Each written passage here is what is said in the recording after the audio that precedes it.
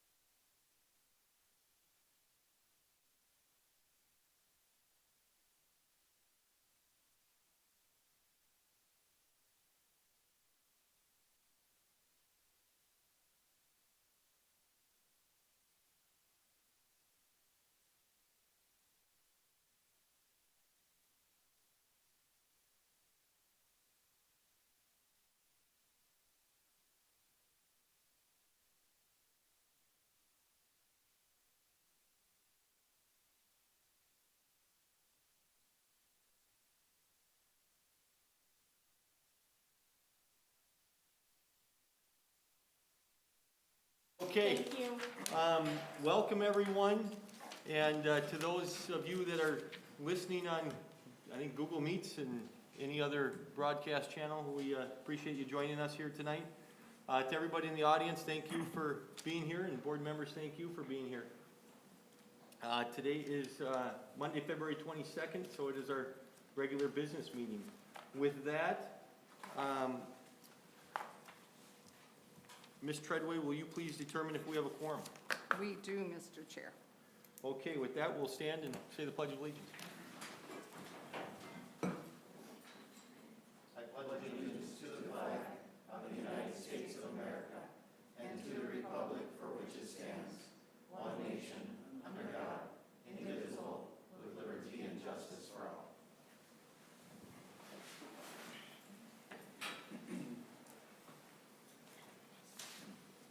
This brings us to item number 4, which is approval of the agenda. I've been speaking with Mr. Bellingham as the vice chair and Superintendent Sesker, and I just want to go through this real quick, that if we do have any additions to the agenda,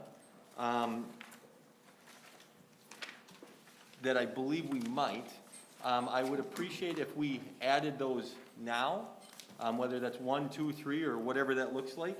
And if they are in relation to the, I'm sorry, I'm trying to find it on here, in relation to 12B, which would be consider approval of fiscal 2021-2022 budget adjustments, we would then add each one of those individually as a 12B.1 or a 12B.2.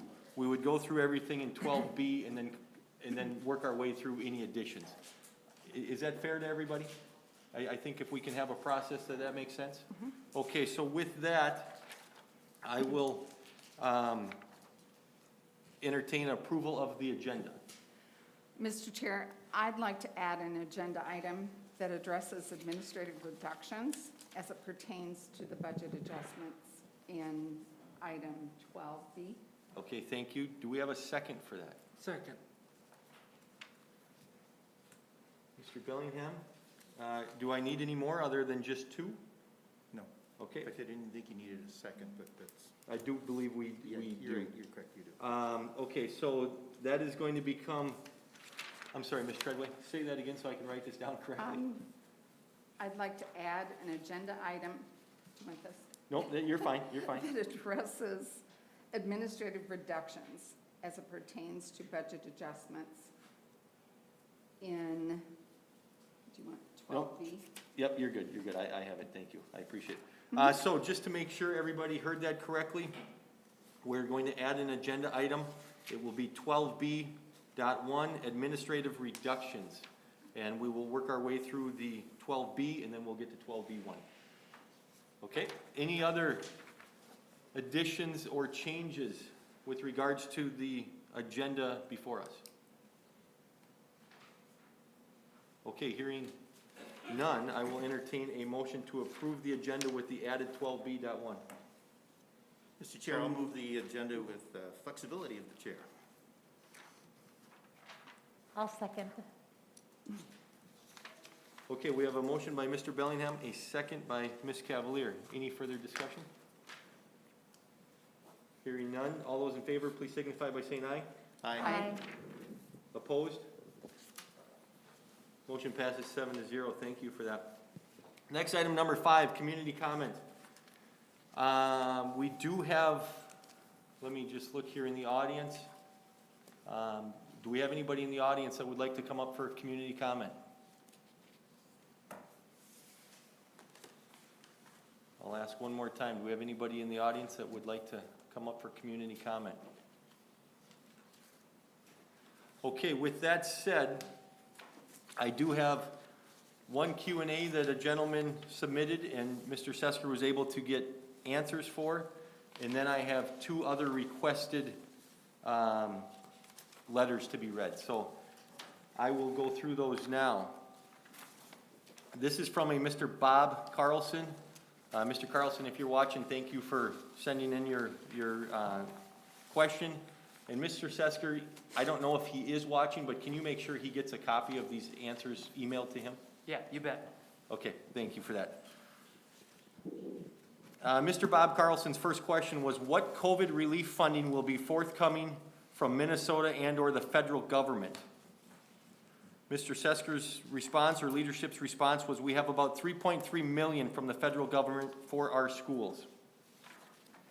Mr. Carlson's next question was, what efforts are being made by the district to obtain this funding?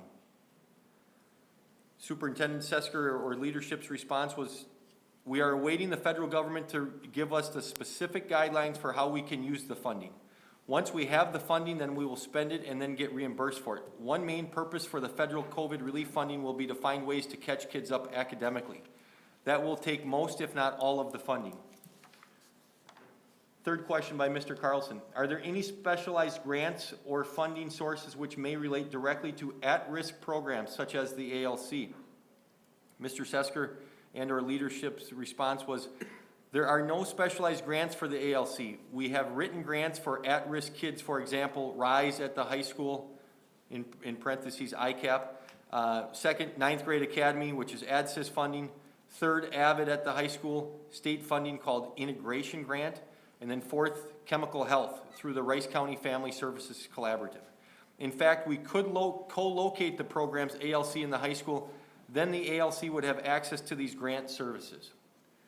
Fourth question by Mr. Carlson, who is responsible for finding and applying for such grants/funds? I'm sorry, let me go back. We have one other question and answer in here that I skipped over. That was just simply, we have not found any specific grants to specifically fund the ALC, so my apologies for missing that. Last question here, who is responsible for finding and applying for such grants and funds? Usually we get a request from a community group or individuals in the district. Then we research to see if there are any grants available, and then we apply and sometimes get them, and sometimes we are turned down. So far, the district has secured nearly $8 million in grants. Anne Marie Leland is our grant expert. Once again, Mr. Carlson, thank you for your questions, and Superintendent Sesker and leadership, thank you for your answers. The next statement or letter that was asked to be read comes from Dan Piper. My name is Dan Piper and I graduated from the Faribault ALC in 2003. I want to make a public statement about the proposed cuts to the Faribault ALC program, as well as the potential relocation of the Faribault ALC to the high school. Most people understand the need for cuts, and we have become accustomed to them in this community, unfortunately. However, it is alarming to me and many others that the Faribault ALC program is standing to lose so much compared to other schools in the district. It is unfair and inequitable that the most at-risk students in our schools could suffer the most from these cuts. I have also been made aware of the possibility or even more cuts to the ALC program in the years to come. It appears as though we are on a path to eliminate the ALC program entirely. Please, don't step onto this path. During your meetings, you focus on the importance of equity. Equity meaning the commitment to a high-quality education for every student. This proposal is clearly not equitable for ALC students. I am urging you to see the injustice in this budget proposal and to please reject it. Thank you. Once again, Mr. Dan Piper, appreciate your note. Third one that I had mentioned is from Ms. Kendra Wilson. She asked that we read this. Being a pregnant student, being separate from the high school was important to me. I was able to continue to work full-time to support myself during school and prepare for my baby. With the help of the amazing staff and a supportive environment, I was able to succeed academically and earn my diploma while balancing life. The Faribault ALC gave me so much hope for my future. Taking away their building and staff would be a travesty to the program. Please keep the Faribault ALC where it's at so they can continue to help students and provide not only an education, but a safe space for students struggling with life. Sincerely, a forever grateful 2006 graduate, Ms. Kendra Wilson. Once again, Ms. Wilson, thank you for your note as well. Okay, that concludes item 5, which is the community comment section. Item 6, recognition, awards, and presentations. 6A is Minnesota Teacher of the Year nominee Jackie Jarvis. And Vaughn. we're going online? No, Vaughn is going to actually Oh, present Vaughn is that. going to, okay, thank you.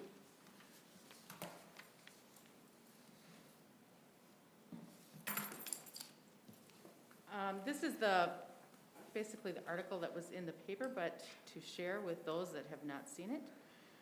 Jackie Jarvis feels like she's right where she belongs. A Faribault native and graduate of the Faribault Area Learning Center, Jarvis has spent the last 20 years teaching art at the ALC. She's helped hundreds of non-traditional students develop their creativity and build other important life skills along the way. I'm so incredibly honored to work in the same program from which I graduated so many years ago. It is my experience as an ALC student that has largely formed my philosophy and approach as a teacher, Jarvis said. The ALC was a perfect fit for me. It was the first time that I really liked school and felt like I belonged. Teachers created a respectful, family-like atmosphere, which I and my colleagues at the ALC have made every effort to continue. It's that dedication to her profession and to her students that has earned Jarvis a nomination for the 2021 Minnesota Teacher of the Year. I felt very honored by the nomination. I certainly did not feel worthy, Jarvis said. I'm sure most nominees feel the same way, and that's because we know that pretty much every teacher deserves a nomination, that every teacher in Minnesota is Teacher of the Year to somebody. As a non-traditional student, Jarvis began college at the age of 30. It was at Minnesota State University Mankato that she was inspired by Professor Rhea Mengeva, whose love and passion for art was contagious. After college, Jarvis started teaching full-time at Faribault Middle School, where she was mentored by Ed Kane and Al Gora. She then moved into her role at the ALC. As an art teacher, Jarvis enjoys being able to create an inclusive classroom setting where every student has the opportunity to express themselves regardless of their skill level. She says it's in this setting that students are comfortable to try something new or push their ideas further, which helps them gain confidence. I appreciate the trust my students place in me, knowing that I am a partner in their learning, a part of their team, Jarvis said. Being creative is part of our human existence. We are born to be creative and need the opportunity to explore this part of us. Art is unique in that it allows students the opportunity to develop many important skills essential in self-development, such as higher order thinking skills of creative problem solving, along with social emotional awareness. Working towards mastery of art techniques builds confidence and lifelong skills, while opening the door to a wide range of career paths for our students. Outside the classroom, Jackie applies her artistic creativity to a variety of projects. She's currently designing blueprints for a garage and kitchen remodel. I most enjoy whatever medium I am using at the moment, as each has its own unique properties, she said. I love the creative problem-solving process that goes into bringing a piece to life, whatever materials are being used. It's those lessons in creative problem solving that Jarvis passes on to her students at the ALC. She's grateful that the program that helped her thrive as a teenager is still making a difference for students, and she's proud to play a role in its success. Our program has not only changed my life and the lives of thousands of others, but continues to do so in the youth of the Faribault community. It is wonderful that our school district provides educational options to ensure success for all students. Congratulations, Jackie. Thank you for your dedication to FPS students. And someone who knows Jackie personally, she is amazing and humble, and it's a privilege to have worked with her. There aren't people that, I mean, as she said, all teachers deserve a nomination. But she is someone who helps kids look at the world differently from a different perspective and enjoy the process. And that's what makes her so unique and deserving of this. Thank you. Lana. Board members, any comments? Jackie's on. She is on. Ms. Jarvis, you're on? Well, Yep, I'm right here. awesome, thank you. What a great nomination and honoree, and just can't thank you enough for your work that you do with students, and what a great story. And it stuck out to me that I think, if I heard this correctly, that you were 30 when you went back to college, and what a cool thing, and a story for a lot of people that, if they're younger or whatever, might not know exactly what they want to do, but it really, really neat. Board members? Any comments? Any questions? I think a round of applause would be appropriate. Yeah, I Yeah. think so too.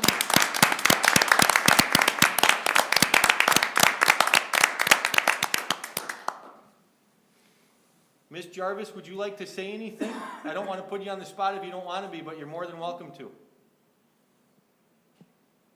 Well, I guess I wasn't really planning on saying anything, but I just want to first thank the board members. I know that you all are doing what you do because you care about students in our district, and I appreciate that. I know, especially right now, budget cuts can feel like a pretty thankless job.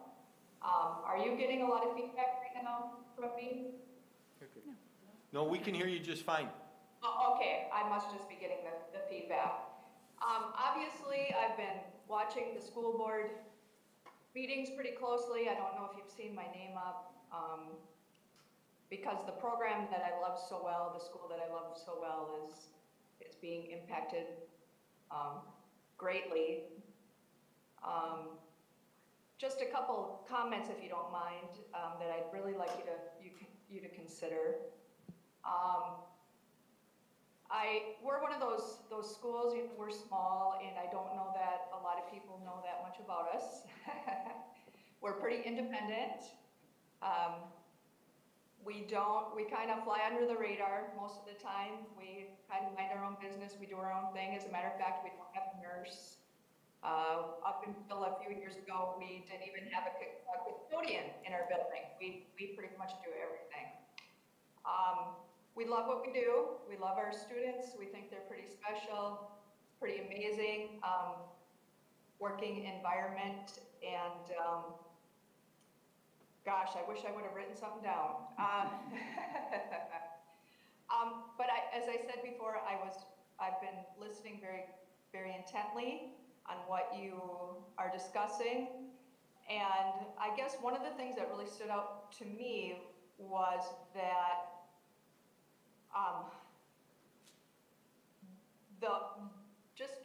listening to Jamie Benty talk about the high school and Joe Sage talk about the high school and all the programs that they're implementing to try to create a more welcoming environment there. This is something we've done for 45 years. And I feel like the move to the high school will greatly affect our ability to continue doing what we do,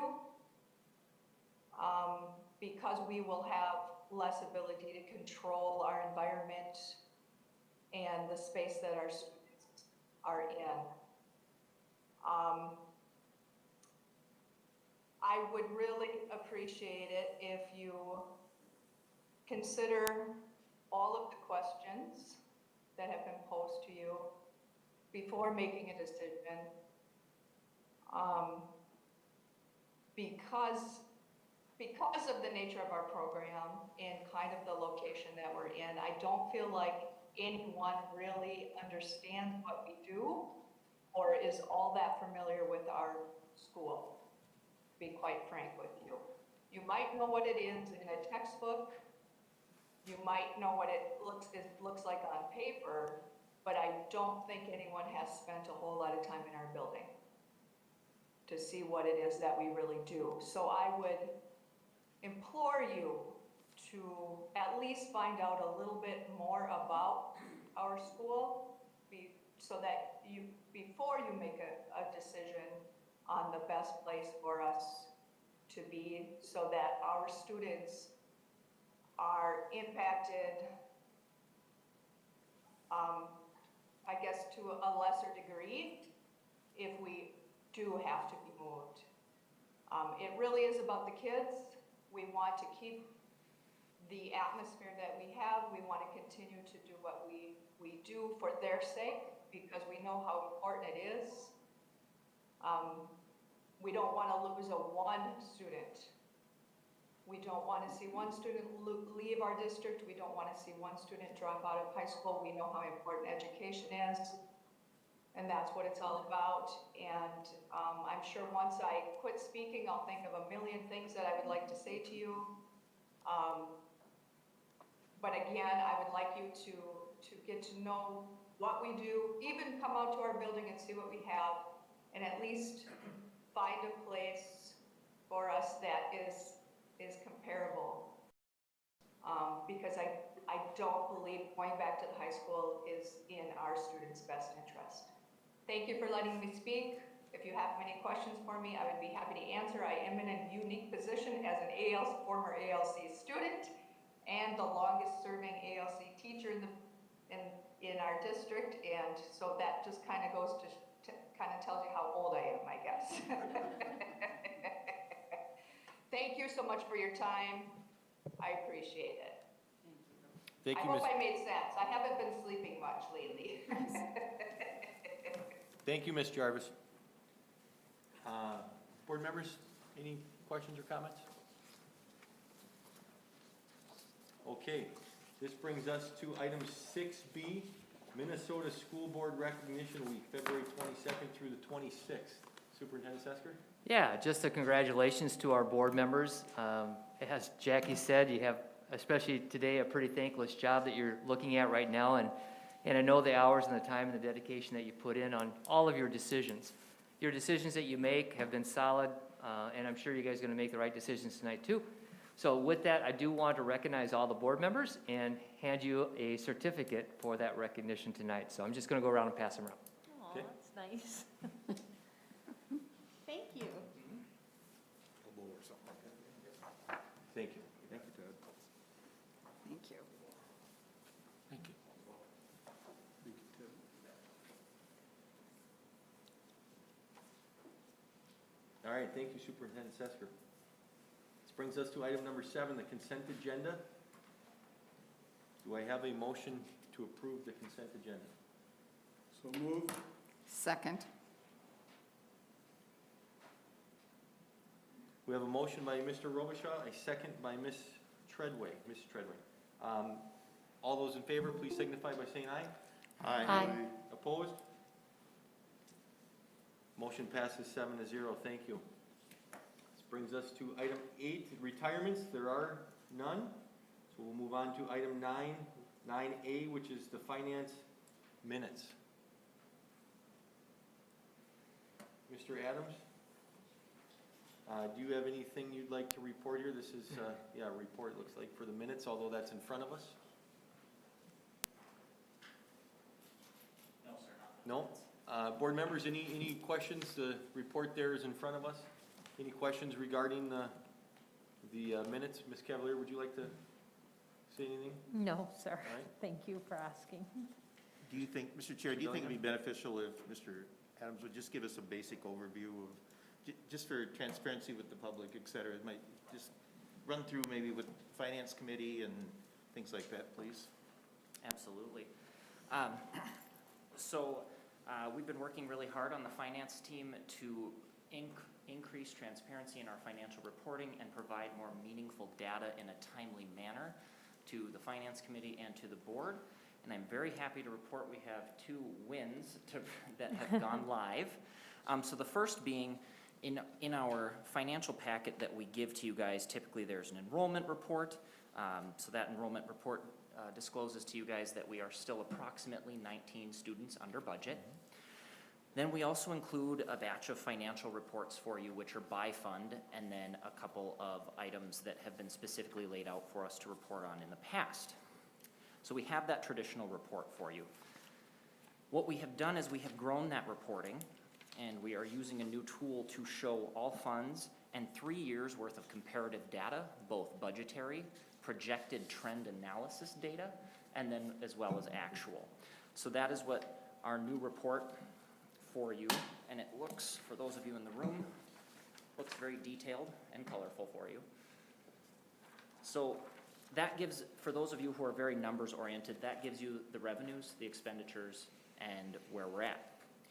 But then what we also did is we added 2 dashboards for you called the monthly expenditure overview, which gives you valuable year-to-date, revenue overview and expenditure overview.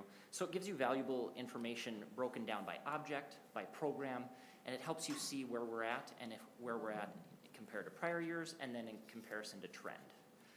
So we brought those up and provided those for you tonight as well. And I'm happy to report that we are on trend and we are on budget based on the analytic data. On top of that, the other thing that we have added is we have added a financial dashboard to our website. So those in the public that are interested to see real-time monthly updates on where we're at on revenue and expenditures, and then relative graphs helping you see on trend, on budget, we've put that on our website, and that is live as of today. We got that posted. So that people that are interested can go to the business office website, click to the Finance Committee, and there'll be information there for them to look at. So that is the financial and enrollment piece of what happened at Finance Committee this last go-round. Board members, any follow-up questions for Mr. Adams regarding what he just presented? Ms. Treadway, you have the colorful graphs, I see. Yeah, I do have just one question. On the first page of revenue expenditure summary, how do we determine what total administrative costs are? Obviously, site administration, I think I can figure that out. District administration, though, seems quite low, so I'm assuming some of the administrative staff must be rolled into other sources, community ed, pupil support, that kind of thing. Yep, so if you're looking on that front page, that is strictly the general fund. And then when we flip over to the back page, that is where we have our food service, community service, all of our other funds. So their revenue, their expenditures. So I guess my question is, how do we actually determine what administrative costs are? Somebody said to me, well, actually, my husband and I were having a conversation. He said, so what percentage of, if there should be administrative cuts, what percentage of overall administrative costs is that? I can't tell. So even with this lovely document, it still leaves some unanswered questions. Sure, so I think what's easier, Ms. Treadway, to look at is when you go back to the monthly expenditure overview and look at it more comparatively there, because it's graphical. You're able to actually visualize. I agree with you, numbers get to be hard, and that's why we really were trying to focus on giving you real-time data in more of a graphical function. And it's over a 3-year period, so you're not just seeing this year to last year. We really need to analyze over a 3 to 5 year period when we're looking at those kinds of things.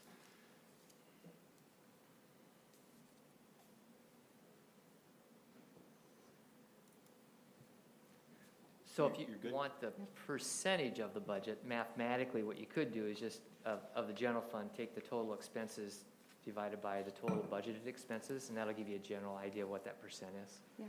And Just- then also a list of what positions that Yeah. includes. I Yep. mean, obviously, there's a lot of flexibility in what is considered administration, clerical, whatever. So, and it doesn't have to be done right away, but I was kind of taken aback when I was asked that question over dinner.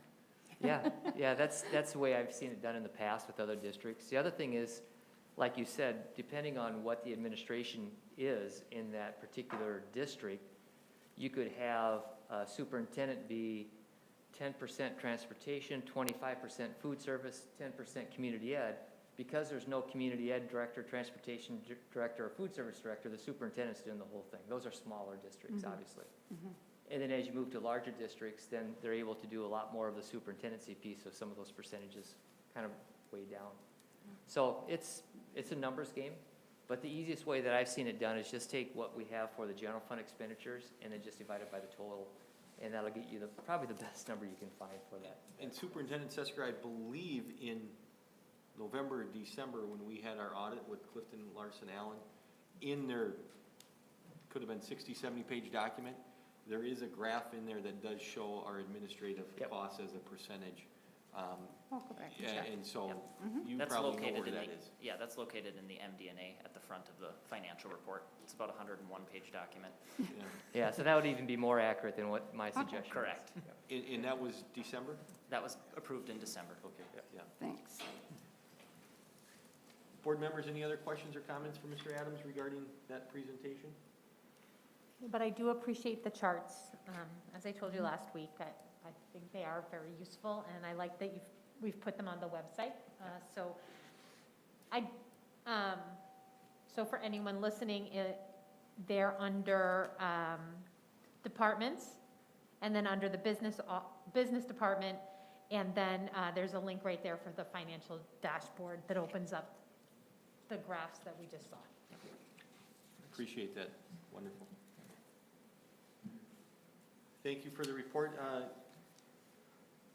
Mr. Adams, do you want to go through the enrollment? Oh, you did that? So you did you did 9B 1 and 2. Correct. Correct? Okay. That brings us to 9, I'm sorry? Oh. I didn't know if somebody had a question or comment, so I apologize. That brings us to 9B 3, gifts and donations, which is a resolution 21-15.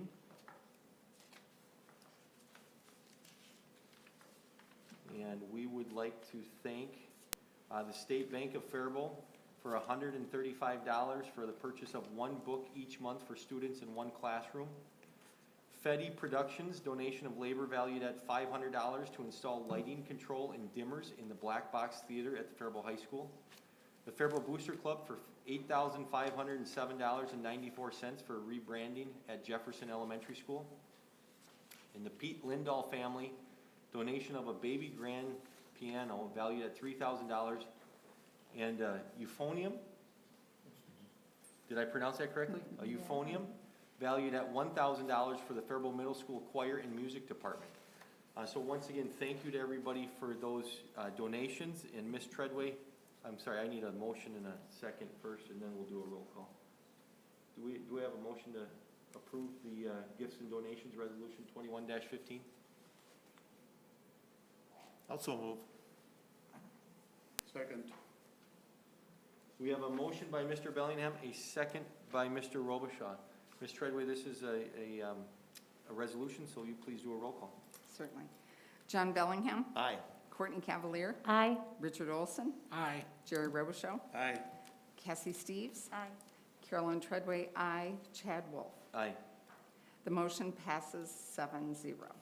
Thank you for that. Mr. Chair, Yes, sir. just a question if I may. Does the middle school administration then have to learn how to play the piano? And the euphonium. Transfer that to the high And the school? euphonium. Great question. Item 9C, items reviewed by the Finance Committee and are suggested for board approval. Item 9C1 is the proposal for a new van for the No Kid Hungry program. Mr. Adams? Board members, as you are well aware, we have been hard pressed when COVID started to ensure that no child in the city of Faribault or in our county went hungry. And I'm very happy to report that we have made leaps and bounds in ensuring that no child goes to bed hungry at night. Our food service team has been outstanding, is the only word I can use for them. They've been fabulous. Going with that theme, we've been looking at sustainability, we've been looking at leveraging our partnerships, and we were presented with an opportunity for what's called the No Kid Hungry Grant. I worked with our community partners. We actually won the award, and so through that we are using those grant proceeds, it was a $50,000 grant, to purchase a van, and we will use that van to support our food efforts in those communities, within our community, that it's just easier to get out to them by bringing a van out there versus taking a full-fledged bus. So tonight we are requesting your approval to purchase said van to further sustain those efforts through these grants funds. Thank you for that, Mr. Adams. Any questions for? Who wrote the grant? I did, in conjunction with our partners at Growing Up Healthy and CHI. Well, bravo, great work. This is another example of the district receiving a grant, as we were talking about earlier this evening. I just can't tell you how much I appreciate all the work that you, Anne Marie, and others have done to bring this support into our community, and also just another bravo for all the work that everyone's been doing to ensure that the kids of Faribault and the families of Faribault have the food resources. I know it's been a lot of work, and it's been fun to come out and visit some of the delivery sites with my own sons, and just really appreciate it. So this is fabulous news, and I'm excited that the work will be able to continue. Really, thank you. Board members, any other questions or comments for Mr. Adams regarding this?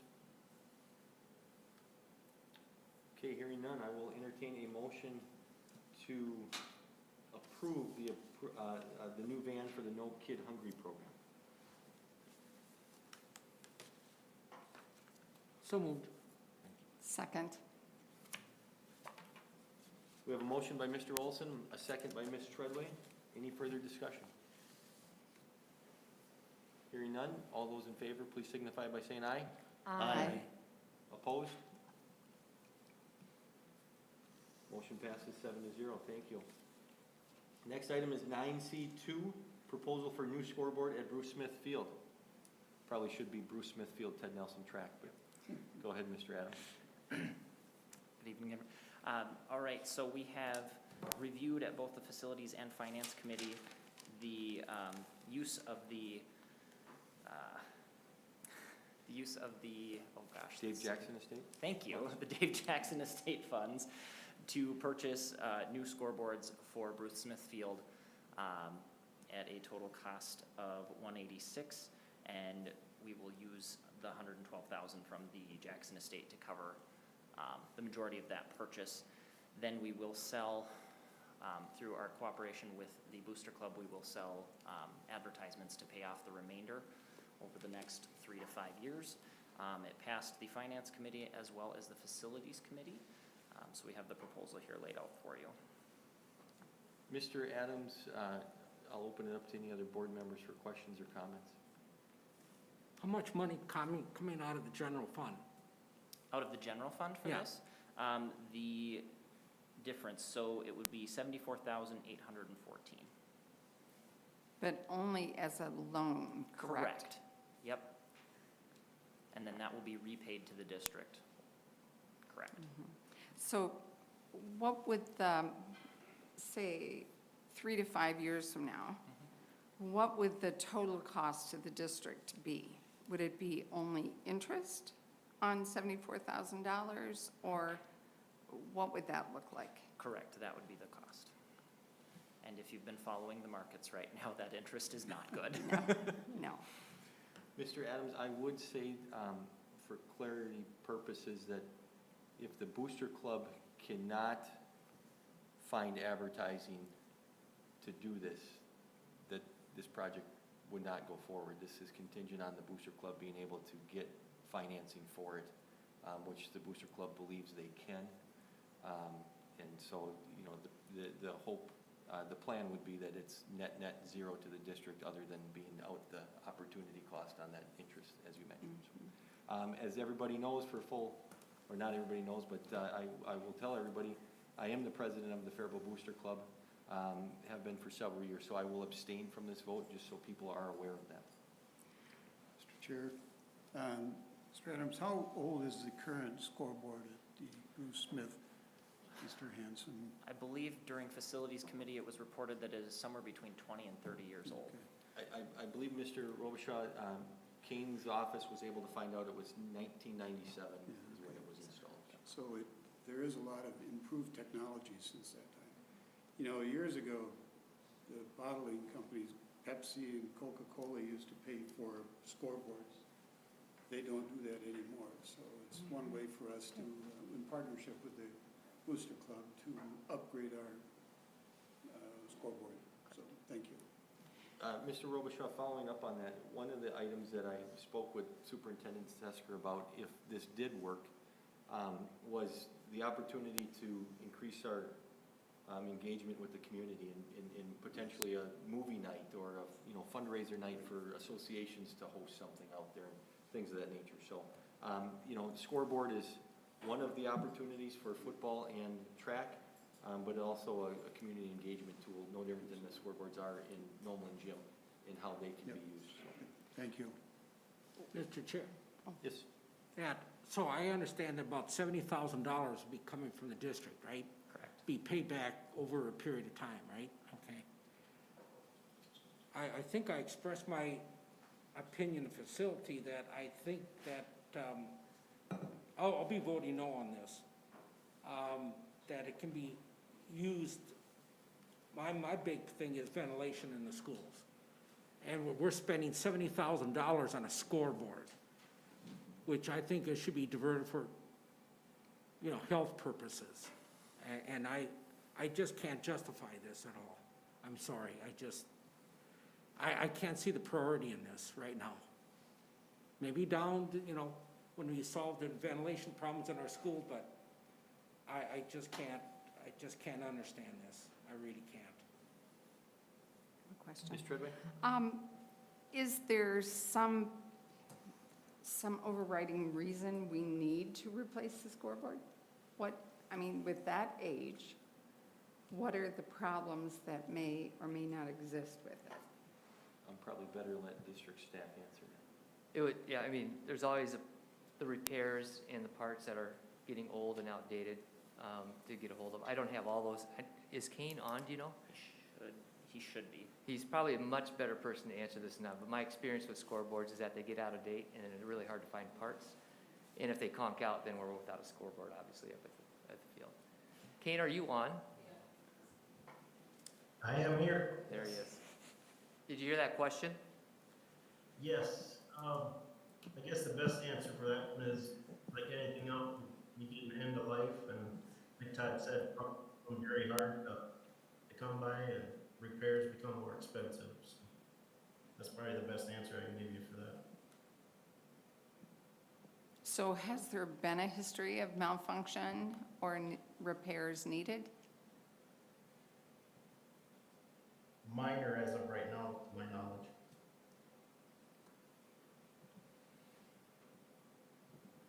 Can I ask a couple questions? I have two questions, so I'll ask them and then you guys can answer them. First, can you tell us what the Dave Jackson estate is? And second, can you give us a sense of the cost of this scoreboard versus other options? Is this an Cadillac model, a middle-of-the-road model? You just sort of put that in context for us a little bit. I can start with the model. It's a state-of-the-art scoreboard that very few high schools have. It'd be a large improvement to what we have obviously right now. The other thing is too, people have to realize it's not just an athletic scoreboard. It can be used for community education, all kinds of different things that we can use throughout the community that if you use your imagination, you can stretch it out and try to figure those things out. The Jackson Estate was given to us, was 3 years ago, Chad? I think, The I'd have to time go goes back. fast, 3 to 4 years ago. Yeah, yep, and so just super, super generous of them. If you look at the scoreboard in the current gym, at Nolan Gym, that was a donation that was used with the Jackson Estate. They've just been incredibly generous. I mean, this would be another generous opportunity for them on behalf of the school district to put this out there. I just think it's a good deal. So Ms. Cavalier, I'll follow up on that. Dave Jackson was an individual that actually worked, a longtime colleague of Jessica Lewis's father-in-law. Many know him as Doc Lewis, and they worked for a long time together, I believe up at the Regional Center, thank you. And Dave was a individual, single man, I believe his entire life, never had kids, loved sports. Him and Doc Lewis would always go to football games and basketball games together. And upon his unexpected passing, he had left the school district 2 separate amounts. One was roughly $65,000 for the athletic department to be used as they desired, and that went to cover half the cost of the new scoreboards in Nolan, where the Booster Club partnered with them and came up with roughly the other half. And then this $112,000 to actually be used to help students who cannot afford to participate in sports, play sports. Through Ken Hubert's leadership, through Danny Duchesne's leadership, through Keith Badger's leadership, with Todd Sesker and other finance directors, it's our understanding that students are not turned away because they can't afford it. They find different ways to make sure they can play sports. So one of the reasons why here we are this many years later trying to figure out what we could do with this is we wanted the district and Dave Jackson's sister, her name is Karen Evans, they wanted to do something that would be long-lasting. And be able to make an impact. And so my point of that is we even explored, well, what if you let students in for free to all the games? Well, that's all great, but that's gone in 2 to 3 years. And so how is that long lasting, right? So we explored and explored and explored. So Dave Jackson's sister, Karen, is 100% on board with something like this, as it's a big upgrade to what is out there. You know, your other question was, where does this stand? Is this the Cadillac? I think Shakopee has the Cadillac of scoreboards. Theirs was $500,000 and included in a bond.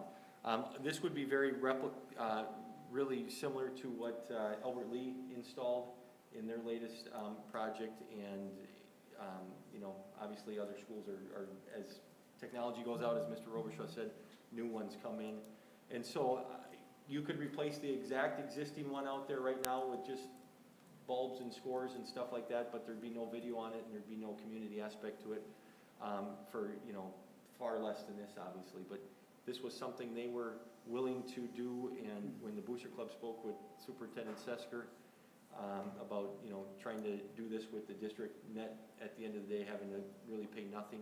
And the Booster Club is willing to pay interest to the school district if that makes things easier to get this done. Once again, this won't be done and can't be done if we don't have community partner support from our sponsors, but we believe we do, and so we'd be excited about it. And I'm only speaking on behalf of the Faribault Booster Club. So that's a little bit more on Dave Jackson and the scoreboards. I will be voting to support this decision.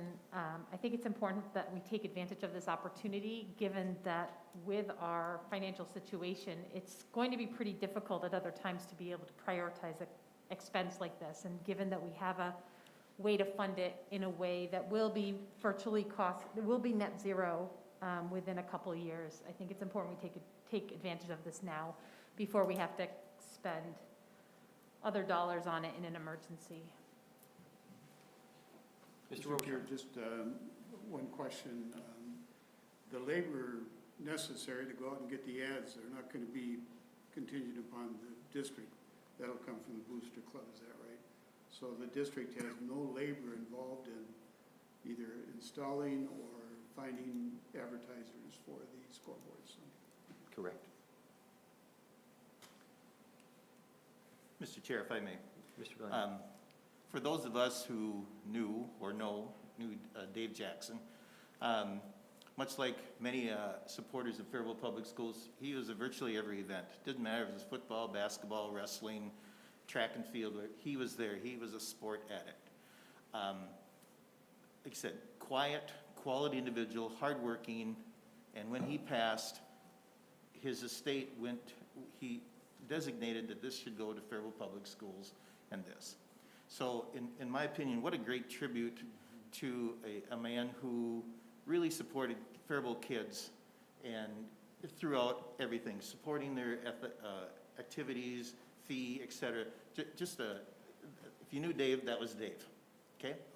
I'll come from it second as a former registered varsity football official and having gone to many fields in southern Minnesota, Big Nine, small school, whatever.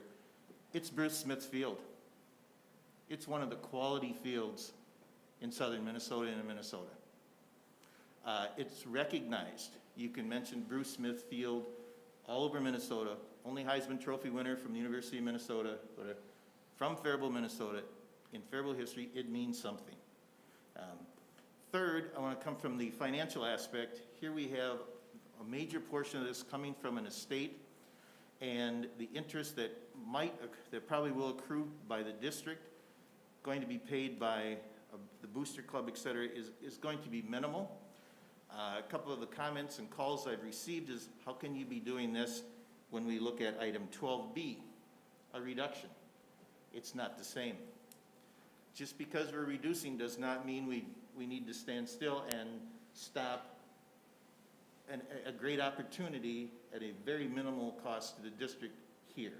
And that will be my push through. So that's where I'm coming from. I think it's a great investment. I think it'd be great for our community. I think it'd be great for our school district, and probably most important of all, I think it'd be really great for our kids now and in the future. So obviously by my comments, I am in total support of this. And I want to thank the Booster Club for all their efforts. And this, I can't imagine, I don't know, Andrew, if you'd interest, would it be 5,000? Wouldn't even, No. in 3 to 5 years, I mean, if I could take $60,000 and make $5,000 in 3 years, we should all invest, right? Yep, Okay, we so- should be. That's so, thank you, that's my. Board members, any other questions or comments? Okay, hearing none, we'll entertain a motion to approve item 9C2, the proposal for new scoreboard at Bruce Smith Field. So moved. Second? We have a motion by Mr. Robichaud, a second. Favor, please signify by saying aye. Aye. I believe that was 5 of you. 1, 2, 3, 4, 5. Opposed? No. That was 1, and I will abstain.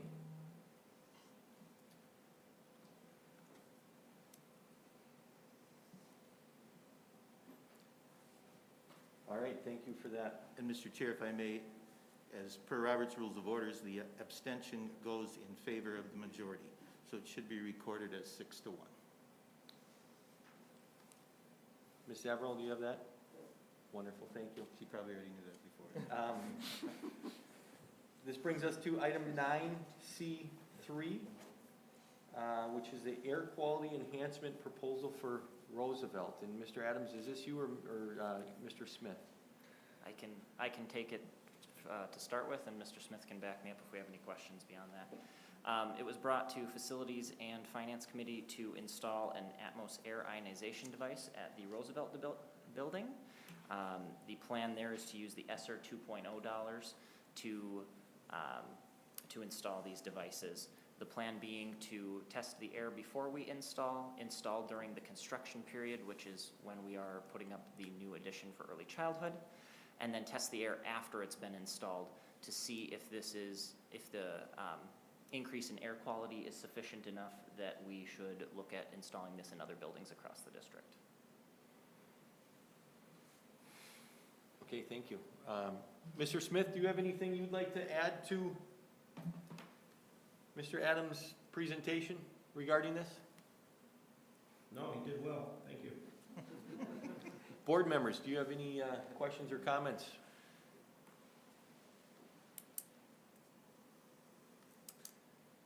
Mr. Adams, once again, this funding is coming from the ESSER 2.0? Correct. this is essentially a pilot, if you will, within our district. Is that safe to say? That is correct. Wonderful, thank you. And assuming this gets approved tonight, when would you anticipate that we see test results and really know something?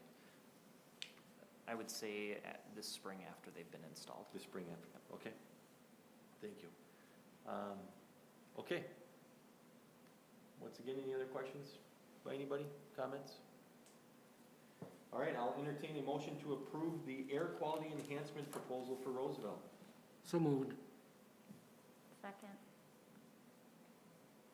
We have a motion by Mr. Olson, a second by Ms. Steves. Any further discussion? Hearing none, all those in favor, please signify by saying aye. Aye. Opposed? Motion passes 7-0. Thank you for that. Appreciate all the presentations. This brings us to item 10, Policy Committee. 10A, Policy 505, Distribution of non-school sponsored materials on school premises by students and employees. This is a report in the first reading. We have two policy gurus here on our board, Ms. Treadway or Mr. Bellingham. Would either of you, I'm sorry, and is anybody else on the policy committee that got added? Ms. Steves. I'm sorry, we have three policy gurus. Would any of you like to discuss this first reading?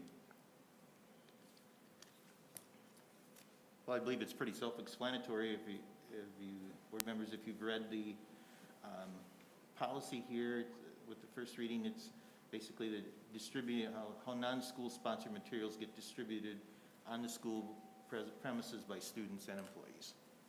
That lays all out through the policy.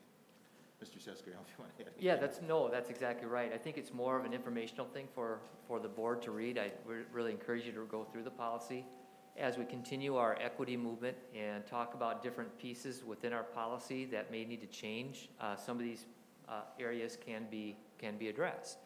So as you go through these policies and you read through them, think of what they would look like through an equity lens, and try to read through those things, because we will be looking at a few of these things as we move forward, just to make sure that we're not discriminating anybody against any of these different things that are being done in the policy.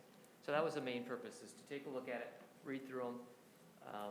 Nothing has really changed with the policy, but we may want to in the near future start addressing some of the equity issues. And Mr. Sesker or any of the policy committee, can you refresh our memories here of the next reading of this will be at the next business meeting in March, is that correct? Yeah, if there's any changes, that would be the next reading. Yep. Okay. And I might add, it is not obviously listed in the policy, but Anne Marie Leland has been in charge of being the gatekeeper, so to speak, and that system has worked quite well. So I think this policy helps her to be able to do this work more effectively. Yep. Wonderful. Thank you for that. Board members, any comments or questions regarding policy 505?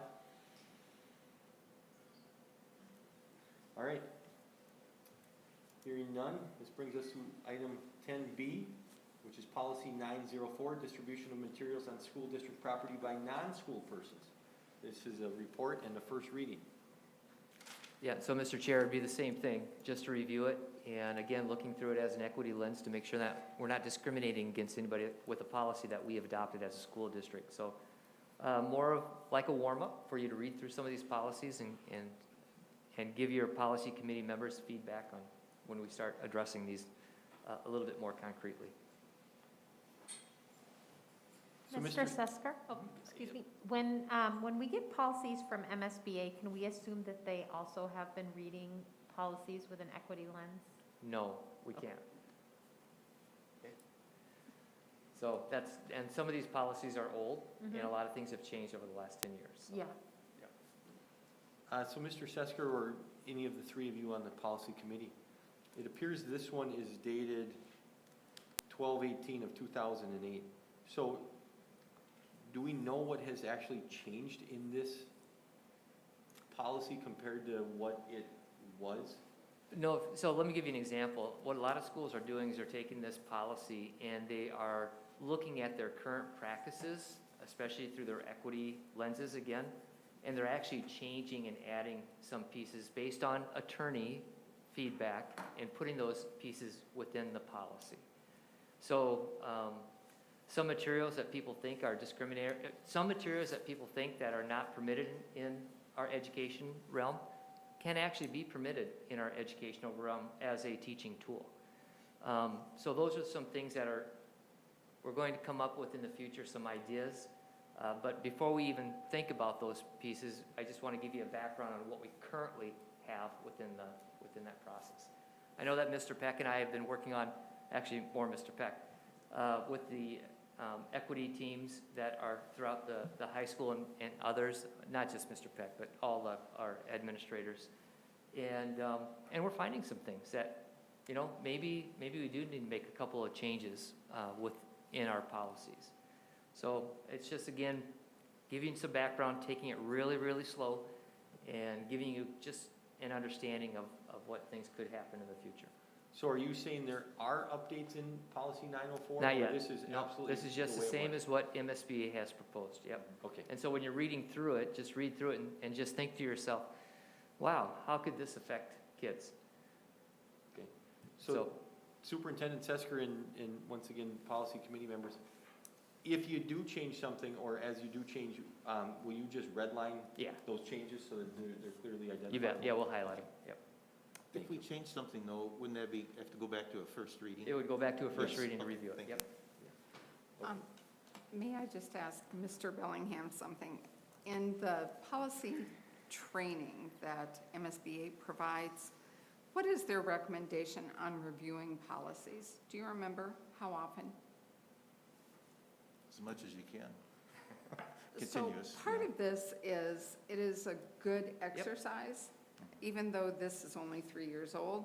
It's really a good exercise for us to systematically go through all policies and see if they need to be updated or changed in some way. So these are two rather easy ones, but I think that's the intent, and the policy committee has done a really good job of that in the last couple of years. Sorry if I spoke wrong. This is actually December 18th of 2008, so 13 years old. Okay. So I might have said that incorrectly, so I apologize if I did. And Mr. Chair, if I may, maybe Mr. Sesker and Ms. Zavarro might have a little more on frequency of what MSBA recommends, or what, in your experience, how often policy should be reviewed, specific ones. Yeah, so as Ms. Treadway said, the policy committee's really, I mean, they're rolling on all cylinders right now, doing a great job. And so this kind of ups it a little bit to really start examining the policies in closer detail. Basically, what we've done in the past is that Kathy takes the list of required policies that need to be updated. We go through all of those throughout the year and make sure we update them to keep them on track. And then now we're at that stage where we're actually reviewing policies that are already written and correct, and taking a look at them, as Ms. Treadway said, so that we can all review what the policies are out there. There's a lot of them, and a lot of the policies, I'll be quite honest with you, I don't have all memorized either, but even if you go through the 100s and the 200 policies about school board, it's worth going in there and reviewing some of those and just taking a look at them. But this does have another purpose. We're upping our game as a policy committee to take that step forward and looking at these policies more through an equity lens. I can see right away some language in this policy that I can see now why. Now I'm processing why you're specifically talking about these policies in terms of equity. I can see right away some language. But my question to you is, we can revise these policies, but in the end say, if Dr. Leland has to make a judgment call, even with our policies, she could be in the situation where she has to make a judgment call on materials, no matter how much we articulate or delineate or specify in a policy, that will still, implementation of the policy will still be with district leadership or with building leadership. Yeah, and with attorney support too. Yeah, Right. we wouldn't go this alone. Right, and so, well, so what I'm saying is, like, even with the most perfect policy, there's still possibility is. for bias or Yep. for, some human has to make a decision at some point. So, but I see right away the language that you're talking about. Yep. So this will be an interesting conversation.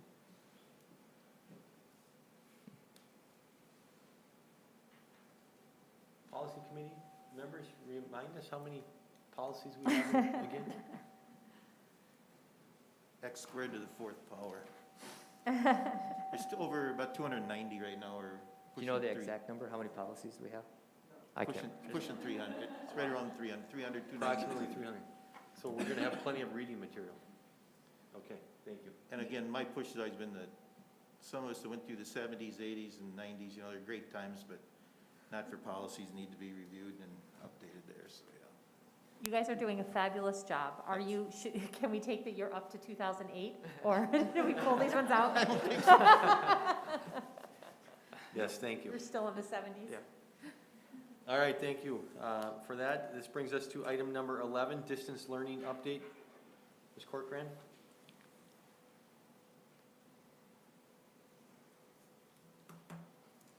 Hey, everybody.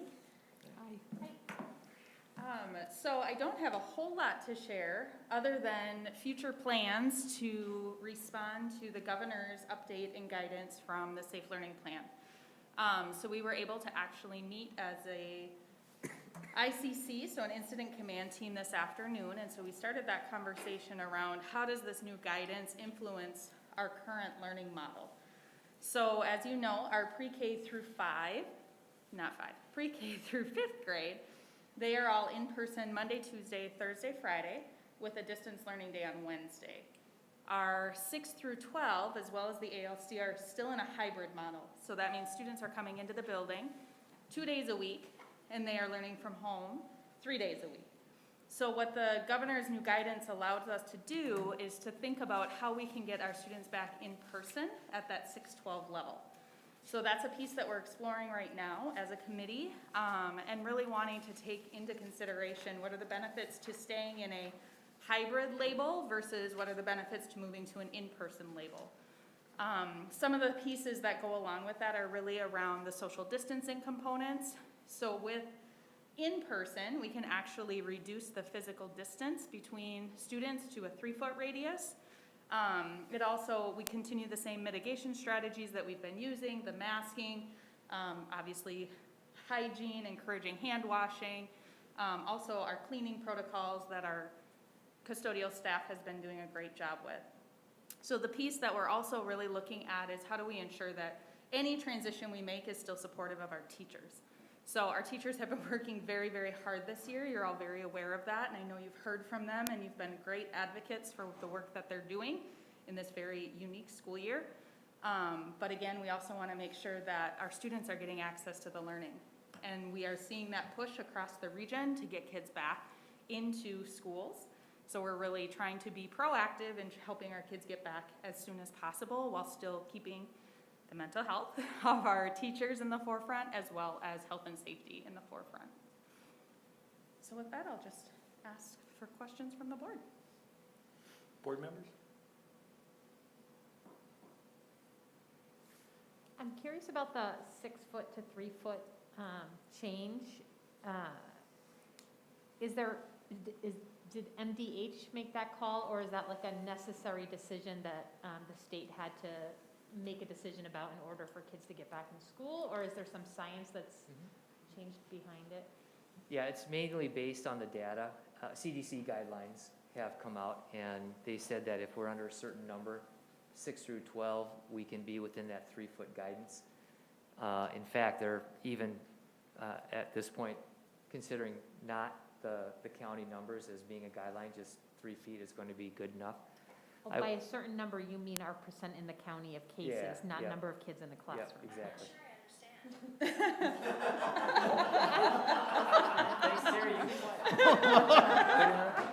Thanks, Sarah. Way to go. That's never happened? Hey, Siri. Sorry about that. Are we at that number in the Yeah, we're district? getting we are at that number for the 3-foot radius, yeah. Okay. Yep, and then pre-K 5 doesn't go by the county guidelines anymore, it's the in-class piece. We were just having our meeting today and just talking about how much we're celebrating the great work that our county has done with mitigation. I mean, we were down to 23 last I saw, and I think those numbers are still dropping. So congrats, Faribault and Northfield, Rice County, you've done a good job with that whole piece. Just keep it up, because we want to keep those kids in. Yes, So, really helps. thank you. May I add just one piece for anybody that may be questioning?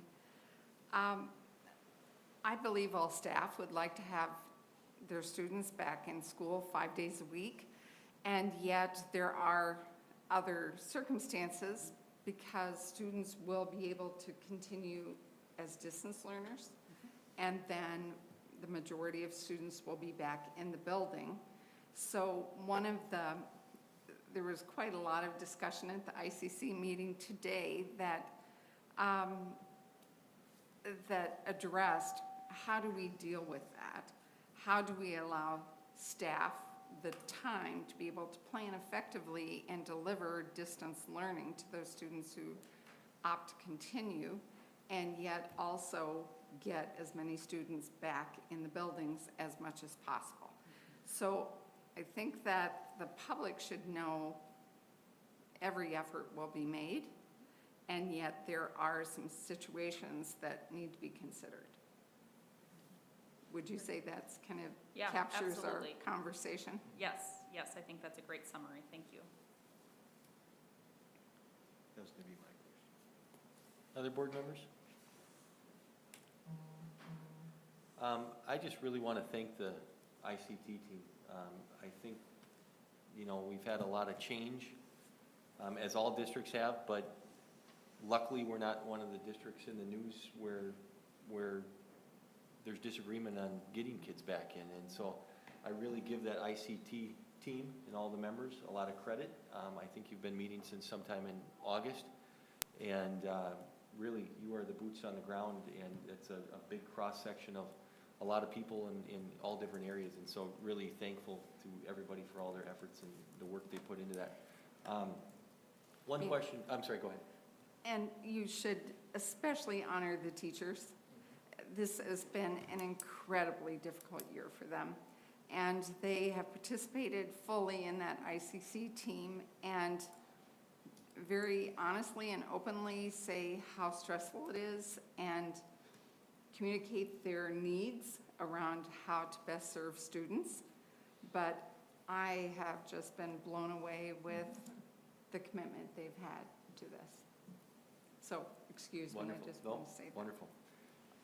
Just a question for you. There was an article in the Star Tribune last week about distance learning going forward in future years, and hopefully COVID's behind us and we don't have a 3-foot or a 6-foot requirement. So can you expand at all on just what our plans are going forward and what that may or may not look like? Yeah, I certainly can. There's two pieces.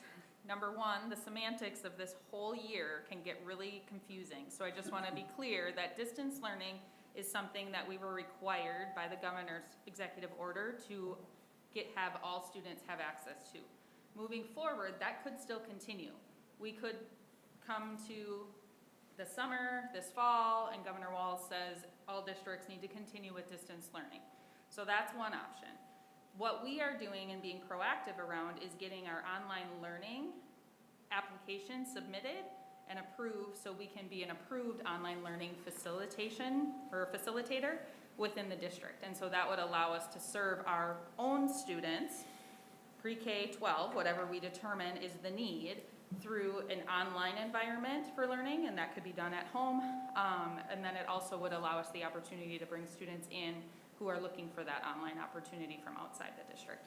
So again, just wanting to make sure that the board has clarity around distance learning versus online learning, because even for us, as we were navigating things, that was a opportunity for some confusion. So would you anticipate the online piece, which would be the optional piece, right? Would you anticipate that would be up in place for next school year, no issues? Yeah, well, and that's something that's already begun, and even Mr. Sage, if he wants to speak to that at all, they already have students at the high school level participating in an online platform or in an online school setting. And so we would just hope that that would grow then into next fall and then be able to expand beyond the high school level. Gotcha. I'm a big proponent of students being in the classroom, but I also think, you know, as I've spoken with Superintendent Sesker, Mr. Venti, well before this pandemic, I think this was a movement that was started and it was ongoing, and so I applaud our district and the team for pursuing this and having that option available. I know it's relative and whatnot, but Osseo is obviously a very large school district, but they have 1,500 students already signed up for next year for their online learning, and now granted, once again, it's relative, but that's a big number, 7% of their district, and so, Mr. Chair. thank you. If I may. Tracy, so what you said with the governor roles, could there be a possibility that he might mandate saying a district must offer distance learning as an option, and so we could have online learning and distance learning together, and there's obviously a difference between those two, right? So it Correct. could be, or is that something we want to probably offer, or? So that would be something that distance learning would be kind of sunset once COVID sunsets, and we would really transition to that online learning. But again, if the governor's, any future executive orders from the governor required that distance learning, we would then have both operating, similar to what we do this year. Thank you. And I know Carolyn thanked the teachers, and they have done a phenomenal job with this, but it also takes guidance and leadership with that. So thank you and Todd and all you administrators out here. It really, you know, you had to lay the format out and the direction, and there was a lot of confusion. I mean, think about a year ago now where we were. I mean, confusion, frustration with parents, kids, teachers, all of us, and to where we're at now. I'm not saying, I don't know if what you're hearing out there is comfortable or not, but anyway, but thank you all. Like I said before, distance learning is difficult for students, teachers, and, you know, to put it all together too. So thank you for your work, really appreciate it. Board members, any other questions or comments regarding the distance learning update? All right, wonderful, thank you, appreciate it.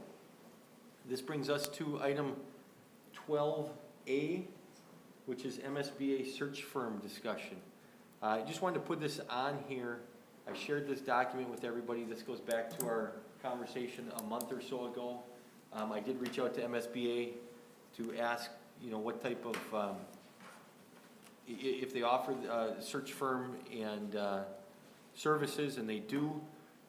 Barb Dorn from MSBA recommended whether we choose MSBA as a search firm or any one of the others that we'll end up interviewing. She recommended that we go through a search firm workshop, if you will, MSBA workshop, hiring the right superintendent. I believe everybody's got the document in front of you. The cost is $975, 2 to 3 hours long. If we would choose to use MSBA search firm as our search firm, we would be refunded or credited that $975 towards that. And so I just wanted to have this for discussion purposes. If we're good with this, I will look at dates. I suppose we would need to approve it. We could approve it in the March meeting because I don't think we would have an actual workshop until late March or early April at the earliest type of thing. But I just wanted to put this in front of you and see what people's thoughts are on this document. We need to have a conversation about it, and tonight's a good night for it. Anybody? I'm in. I'd like to go to the workshop. I think it would be helpful for us to have a shared knowledge base as we all enter into this search. And this would be a virtual workshop where we'd all participate. I'll still come if it's Yeah, virtual. no, perfect. Okay. Mr. Billingham, any thoughts? Well, I was going to defer to Dr. Robichaud, since he, former superintendent, and Todd as well, saying there. So I think I said last meeting that I believe we need to establish just a foundation of our community groups, our interest groups. I see it's listed here, and maybe this will pull it all together for us, but I'm going to defer to you two, having that. Okay, just like there. So. You're absolutely right, John. We talked about this at the last meeting. It's not too early to begin this process, at least as Courtney talks about, a common knowledge base about what it means to do a superintendent search. It's been almost 10 years since this district has gone through a search, and most all of you, except Richard, you were on the board when we did the search. The rest of you have not, and it is an extensive and a critical process. And we want to make sure we've got the right ideas and the right frame of mind and the foundation. So I certainly would support having some kind of a workshop.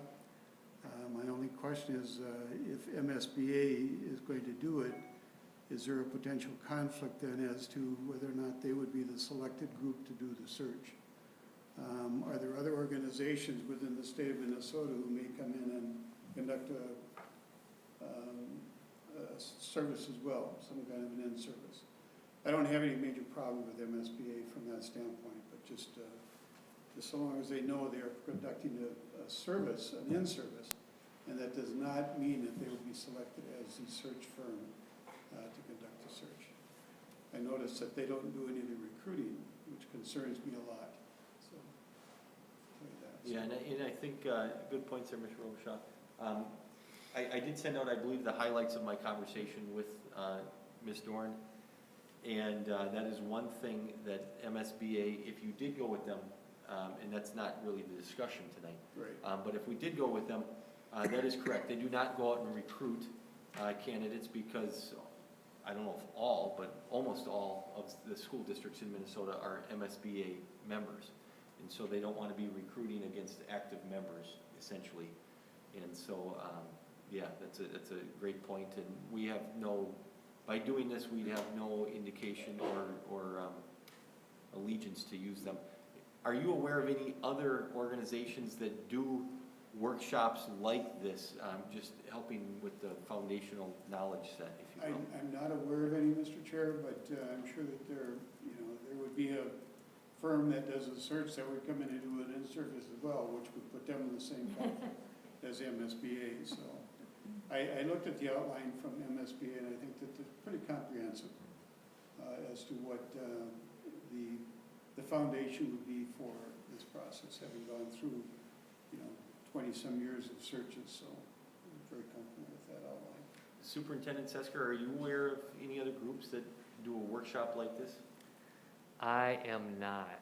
No, I am not. Ms. Steves, any thoughts on this? I'm okay with using the MSBA guideline thing. But yeah, I mean, we should find someone else if they don't do active recruiting. Okay, Mr. Olson? I've gone, I think Jerry said I've gone, I think, through 3 of these searches, so. But again, a lot of it was with the firm that Jerry was with, so. And there's pros and cons to everything. Would you support a workshop like this? Yes, I would, Okay, yes, thank you. yes. Ms. Treadway? I support a workshop. So, Mr. Bellingham is Robert's Rule expert over there. This is on our item on the agenda tonight for discussion only, so we'll put it on the March business meeting. Yes. And I can go ahead and, by all accounts, I think I know where people stand, so I can get some dates potentially lined up, but we'll need action. Okay, wonderful. Thank you for that, everybody. Thank you for doing the research, You're welcome. Mr. Chair. You're welcome. This brings us to item 12B. Consider approval of fiscal 2021-2022 budget adjustments. And I will get this open. I believe at our meeting last Monday, we discussed looking at these in, if you will, groups or buckets. And even though they all fall under this 12B, we will take them by bucket or basket or by group. And Ms. Averill, I suppose we'll have to denote each one. We'll have a vote on each one. So it's not the whole list at one time. Does that make sense? You're good with that? Okay. So I will open this up.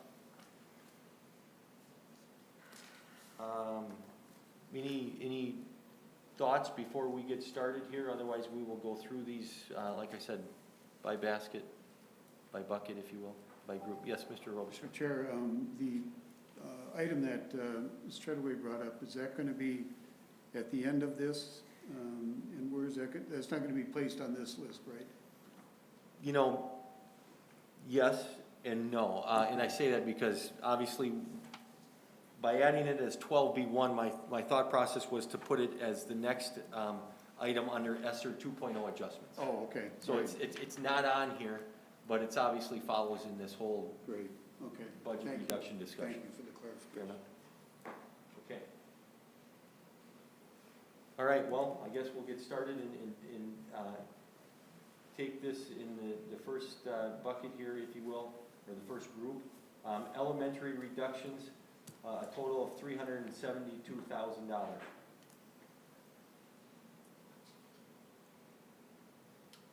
And just to clarify, Mr. Sesker, from our meeting last Monday, this is a reduction, but at this time, we are not identifying any change in potential school choice or school option. Is that correct? That is correct.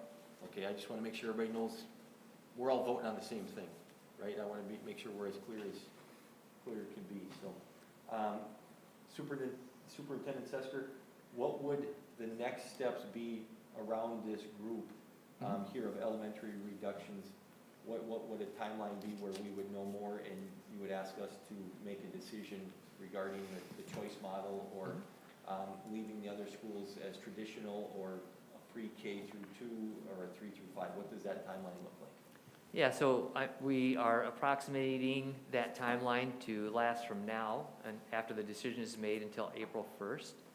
And then by April 1st, hopefully the committee will have met 3 or 4 times. We're just starting to now get the makeup of the committee and what that all looks like.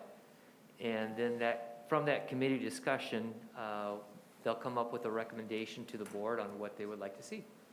And refresh us, if you would, the hopeful makeup of that committee. What does that look like? Yeah, so it would be obviously the 3 elementary principals and our early childhood coordinator would be on there. We'd want to get leadership representatives from FEA, including teachers from each of the buildings, 1 or 2 teachers. We talked about getting a couple secretaries on there, a couple of pairs on there. Of course, it'd be, if I had to guess with cabinet, it'd be me. It would be Nicole, Director of Human Resources, obviously Tracy, Director of Curriculum Instruction, and then Rob with the special education piece of it. I listed it today. I don't have all of them down, but I'm anticipating anywhere between 25 and 30 members on this committee. It looks like we have a work session on April 12th and a regular meeting on April 26th. So if you had proposals for April 1st-ish, Yep. that would give us some time to review it ahead of our work session, Yep. review, and then Shoot holes in vote. it, and then, then maybe by the end of April, you'd be able to approve it. And is that timeline still good for the district if we approve on April 26th?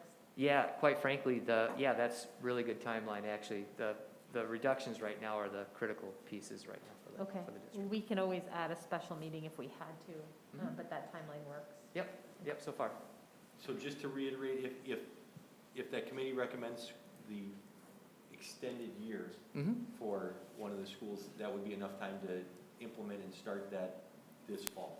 Yep, I'm not that it has to be Jessica, but I'm looking at Jessica and I think she's confident Just that say yes. she can make that work, so. Okay. But again, we have a lot of things to go through here and I don't want to make any commitments. Okay.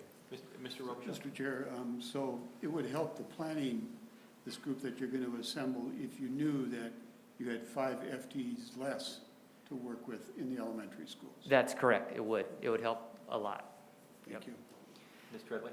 And then is there a plan within this committee to seek information from parents and community? You bet, yep, it'll be a survey piece that we'll take a look at and see if we can find as much And information as a major education piece? Yep, there'll be a lot of pieces that are going to come up together. And again, I don't want it to dictate to the committee because I want the committee to take some ownership for this. So I'm confident that the people we're going to get together are going to do that. Yep. Yes, I do think in some of the outreach I've had from community so far, they don't really understand why a structural change may be needed. Right. And these are pretty informed and active parents. And if they don't understand, then how do we have a community that would support that? Right. So that's where I sit. Yeah, I couldn't agree with you more, is that we've got to get that communication out to let people know what this is all about and hear back from them so they have exactly the knowledge for that. And not just parents, but we want, get some feedback from our community. Sure, if I can too, and I appreciate what you're talking about as far as Jessica saying that this could be done by next fall. My position would be that I'd rather do it totally and comprehensively rather than quickly. Because if we do it too quickly, then all of a sudden we're trying to fix all the pieces that we left out. So I would encourage you to take a look at it, and if you feel that it's, with the parent input, educating the community that it's not possible to implement it for the next school year, that I would hope that you would consider looking at this and saying, let's continue to look at this over the next year, rather than saying we're going to implement it in 2000 or 2021, 22, Right.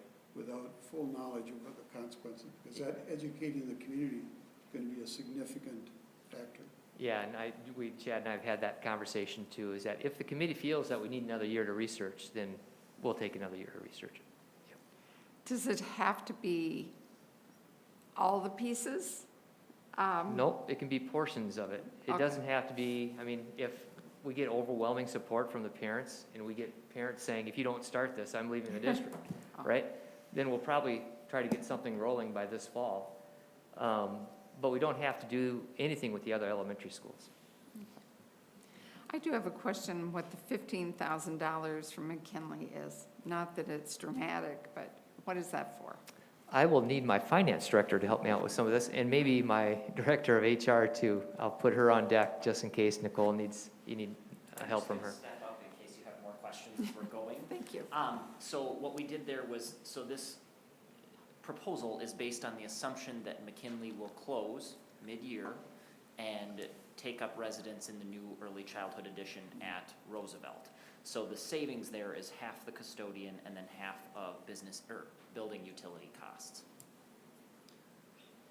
For them to move in January. For them to move in January.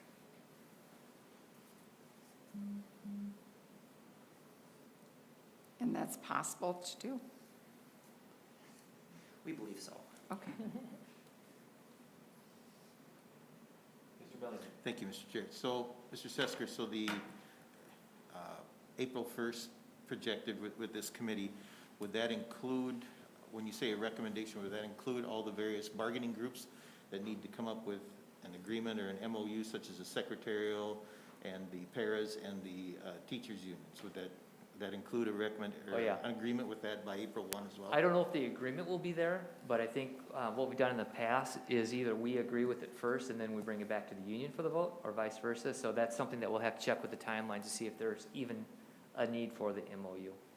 And Nicole's the expert on this. Do you want to come up, Nicole, just real quickly? From some of the conversations that we've had, there may not be a need for an MOU for any of these options. The one that I know that could require an MOU would be with the extended year school, whatever that looks like. If we go prior to August 15th or after June 15th. And we want that too, right? We want to make sure that our FEA friends are on board with it too, and that we create something that's mutually beneficial for everybody. But beyond that, Nicole, I don't know what else we would, again, the committee hasn't met yet, so it's hard to say what it is. That would be the only piece that I can think of that would be an MOU category. Yes, so our teacher contract is the only one that specifies the days or a calendar dates within the contract. So that would be the main bargaining unit we would need to work on some sort of a MOU with. And it could potentially be around the days of the year, start and end specifically. And then also how we determine who gets placed in the positions. I was just speculating that because, you know, March is almost here, and then you have spring break dealt with in the middle of that as well, so, you know. I also have, just keep in mind, I've also got a lot of enthusiastic staff right now. Exactly. And yes. I hate to squelch the fire with the staff. So there's a little bit of a balance here too. Right. But again, as Dr. Robichaud said, to do it comprehensively and do it well so we don't leave anything out, and with all groups, parents, kids, and our employees as well. So thank you for that. The larger the committee, the less percentage I'm going to be I was wrong. going to say 30-some people, So, good luck. Other board members? Ms. Tridley? There's a difference in what was listed last week in the elementary model versus what we have this week. Last week, it was for $426,000. This week is for $372,000. So I see that custodial has been cut by $24,000. The building savings at McKinley is saved, and then we don't expand the number of clerical days. Are those going to be, did that come out of additional research, or how did that happen? Yeah, so we did the additional research we figured that any of the options we choose, we can move the preschool up in January. And so rather than an entire year of moving because we haven't had these committee meetings yet, right? So rather than putting the preschool up at Roosevelt at the beginning of the year, I don't know if the committee's going to say, yeah, let's go ahead and do that. I do know, though, that the building's going to be done by mid-year up at Roosevelt, and then we can go ahead and move those in there. So rather than putting the full cost of what would be saved that entire year, we just split that down. Yep. So otherwise, I mean, there's going to be other changes that we have. These are all approximations. And I think we're going to be pretty close to what we projected. Thank you. Board members, any other questions or comments? Is And it with possible- these, oh, pardon me. Oh, that's okay. Is it possible that we're going to be able to spend that the guidelines are going to include class size for the ESSER funds for next year? Or is it going to be dictated like interventionist? Do we have any idea? I have a hard time with the state government. The federal government is even more complicated. All I know is that the general premise of this right now is to help catch kids up in learning. And I do know that class size makes a difference. Everybody will say there's not a lot of data on it, but I know that if I have a class of 14 kids versus 28 kids, Yes. I'm going to be able to reach each one of those kids and do a better job teaching those kids.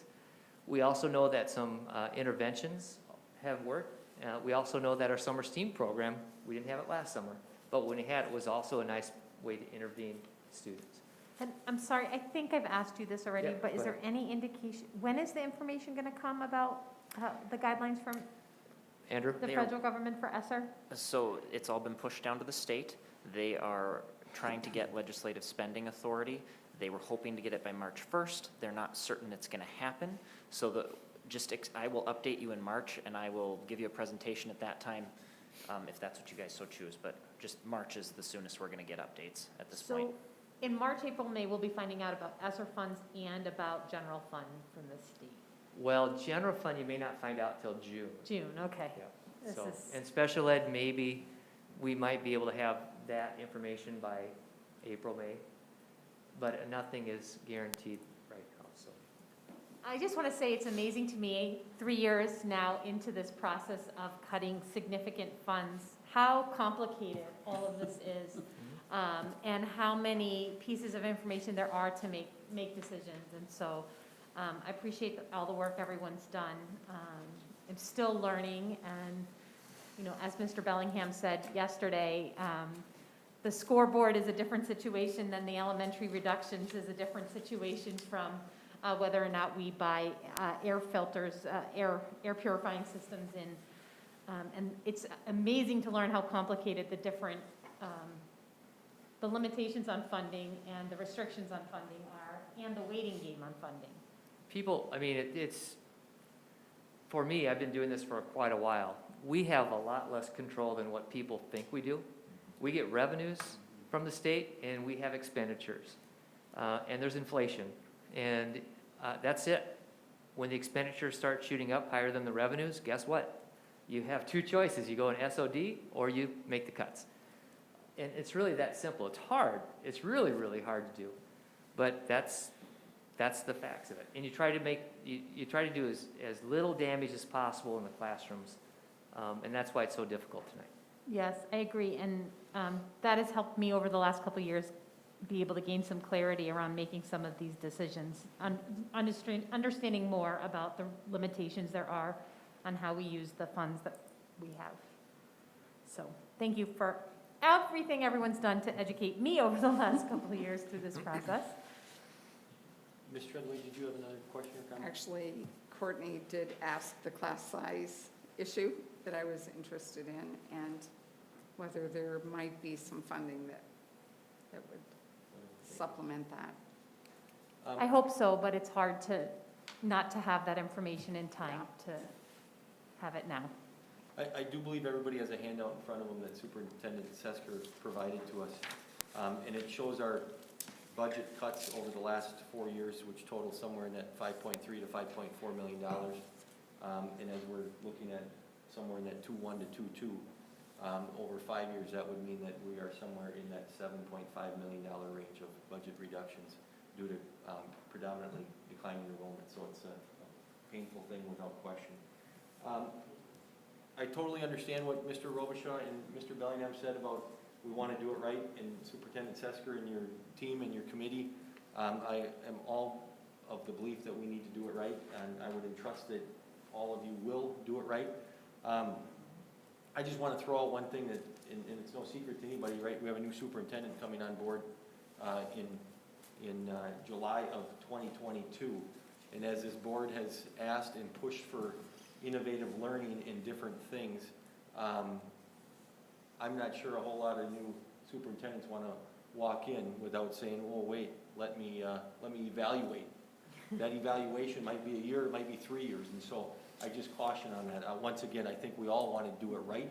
We would expect if we do it, to do it right, but that's an important thing, I think, to make note of. So, any other questions or comments regarding the elementary reductions in this group, if you will?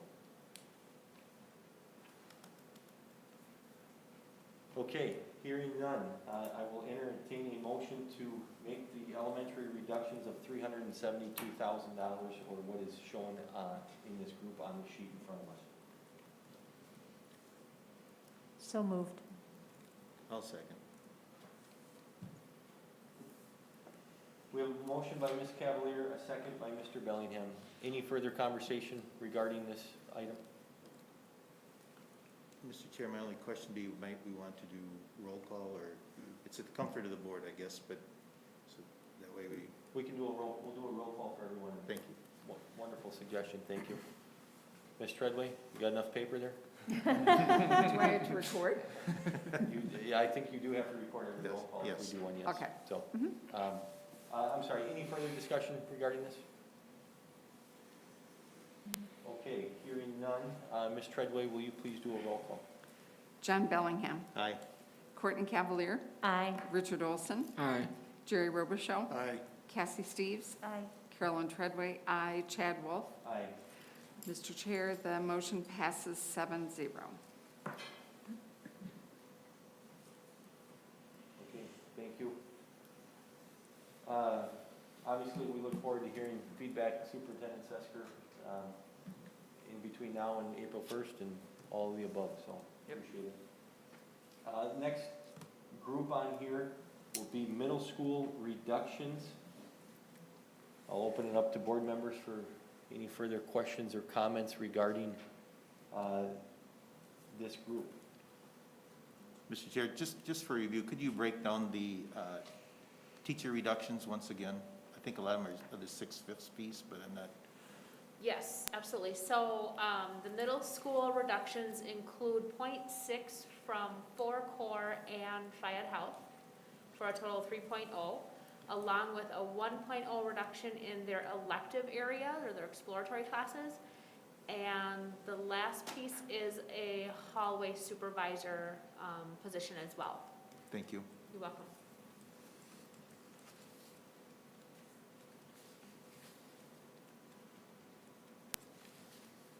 Board members, other questions or comments? Can you re-educate us on this, on the .6 and how that works, if you will? Sure, so, what we'll do is we'll make a reduction, or, we have, it's kind of tricky. So right now, we have a few employees, one who will be retiring, and the individual is currently part-time math, part-time science. And so that retirement will help offset those bits and pieces. A lot of it is also within teachers teaching 6/5 contracts or taking on an additional class during the day, so that will also be part of it. So once we do that, we'll have more teachers that are teaching within more than one grade level. Because for the most part, our teachers right now at the middle school are all 6th grade or all 7th grade. So now we'll have teachers that are mixed up between grade levels. So that will make their teaming concept a little more complicated, but it is doable. And for a non-educator, a 6/5 means what? So our teachers at the secondary level teach 5 periods a day, and then they have 1 prep period and then 1 supervisory or common planning time. In this scenario, a 6/5 is when they teach 1 additional class, so they teach 6 classes rather than 5. Wonderful, thank you. You're welcome. In the one elective, I believe last Monday night, it was talked about that it was going to be a business class. That's correct. And I thought the rationale that went there was the majority of that business class could be taught in other curriculums or other classes. Is that correct, or am I wrong on that? I believe so. I remember Tracy did speak to that, yes. That is correct? And that will definitely be implemented in those classes? Wonderful, bless you. Other board members, any questions or comments regarding this group? Just another comment too, just so you know, we have full-time positions, we don't have partials here and there. We will have what's remaining as full-time staff. Good. Okay, hearing no other questions or comments, I'll entertain a motion to proceed with the middle school reductions of $320,000. So moved. Second. We have a motion by Mr. Robichaud, a second by Ms. Treadway. Any further discussion? Hearing none. Ms. Treadway, will you please do a roll call? John Bellingham. Aye. Courtney Cavalier. Aye. Richard Olson. Aye. Jerry Robichaud. Aye. Cassie Steves. Aye. Carolyn Treadway, aye. Chad Wolf. Aye. The motion passes 7-0. Okay, this brings us to the FHS ALC combined reductions, if you will. This group, I'll open it up for questions or comments. Board members?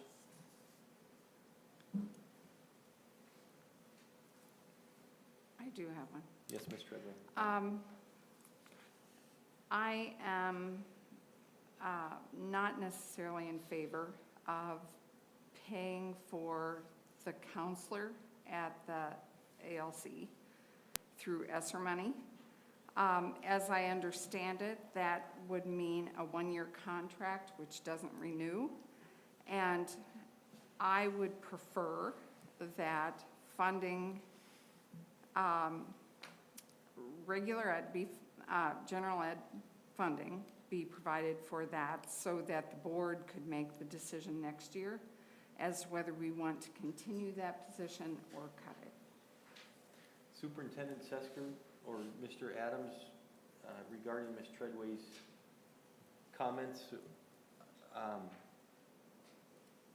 is all of what she said, is that in alignment, or is there any difference if we use general ed funding versus ESSER 2.0?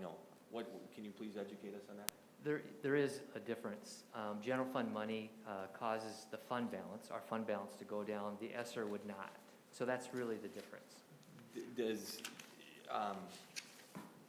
general fund what I'm trying to get at is the 1-year contract, if you will.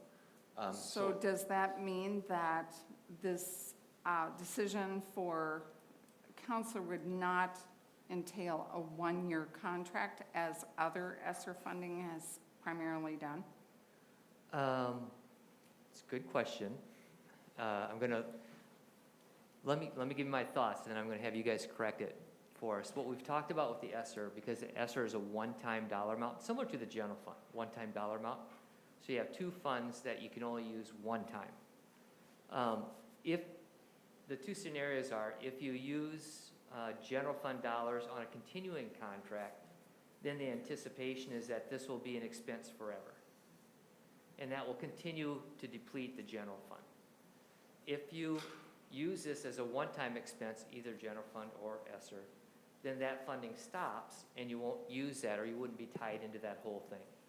So in a sense, if we had ESSER funding for 2 years, then we could keep this on for 2 more years, right? And so on. So you're making a conscious decision of continuing to spend that money for that position, right or wrong, there's no right or wrong about it. Or you can do it for 1 year with a one-time expenditure, similar to what we do with our grants. So when we have our grants that come up, then we tell the folks, if we can't renew that grant, then they're done. I guess that's actually my objection to it.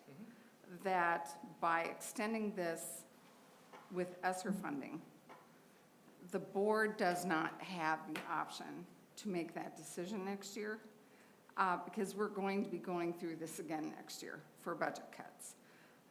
That's the unfortunate reality. And I prefer that ESSER funds be designated elsewhere and counselor be a continuing position that the board can determine in the years ahead, whether this is a position to keep or dispense. Let me get my experts here to weigh in on this, Carolyn, if you don't mind. So if we use ESSER funds to offset this, that doesn't necessarily commit us to just having that as a one-year position, does it, Nicole? No. So that's the other piece of it too. We can make a decision now and still use ESSER funds, but we can just say that it's going to be a continuing contract. So that'd be another option. Speaking of ESSER Funds 2.0, what is the, if you will, deadline of when those funds need to be spent or committed? September of 2023, they need to be spent. 2023, okay, so, okay. Mr. Robichaud. Mr. Chair, could you break down the 3 FTEs and where they would be located? I'm assuming they're not all ALC staff. So where are those 3 FTEs coming from?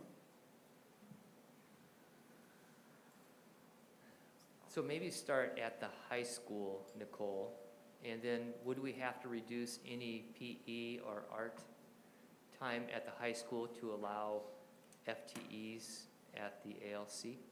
Right, so the 3.0 FTE include a 1.0 from the core at the high school, and then a 2.0 at the ALC that will, they'll be reduced from that programming, but be covered by high school teachers. So 2/3 of it is coming from the ALC. Yes. And the custodian? The 2 custodians? For the custodian, one is from each building. From the ALC and the high school? Yes. And the high school is not reducing any square footage, so we want one less custodian to keep the building clean.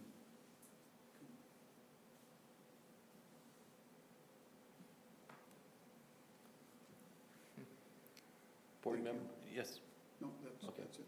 Other, Mr. Bellingham. Mr. Chair, so for clarification, I'm thinking what Carolyn said here.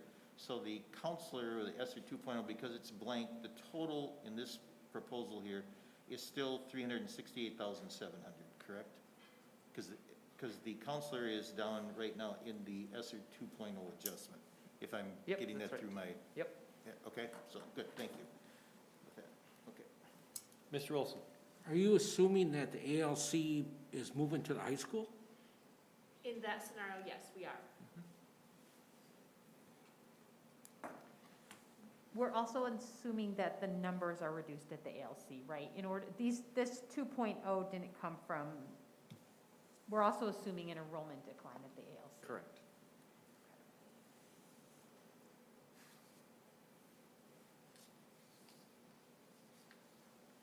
Do we know what year the enrollment decline is going to hit the high school? Where are we at with? We were just talking about that. It's going to hit her pretty soon. I don't know if it, is that, oh gosh, don't have Mike. Is Mike on right now? Has it hit the 6th grade yet? Do you know, the enrollment? We're down 32. We at 35 or so, 30. 35. So it did hit the 6th grade. So that is the first one rolling through. Sixth grade is the first one rolling through. Yep. Mr. Myhock is on. Mr. Myhock, the mic is open for you if you'd like. Yeah, that's correct. Our 6th grade has seen a projected enrollment of roughly 220 students, where our 7th and 8th grade is still at approximately 250 to 260 students.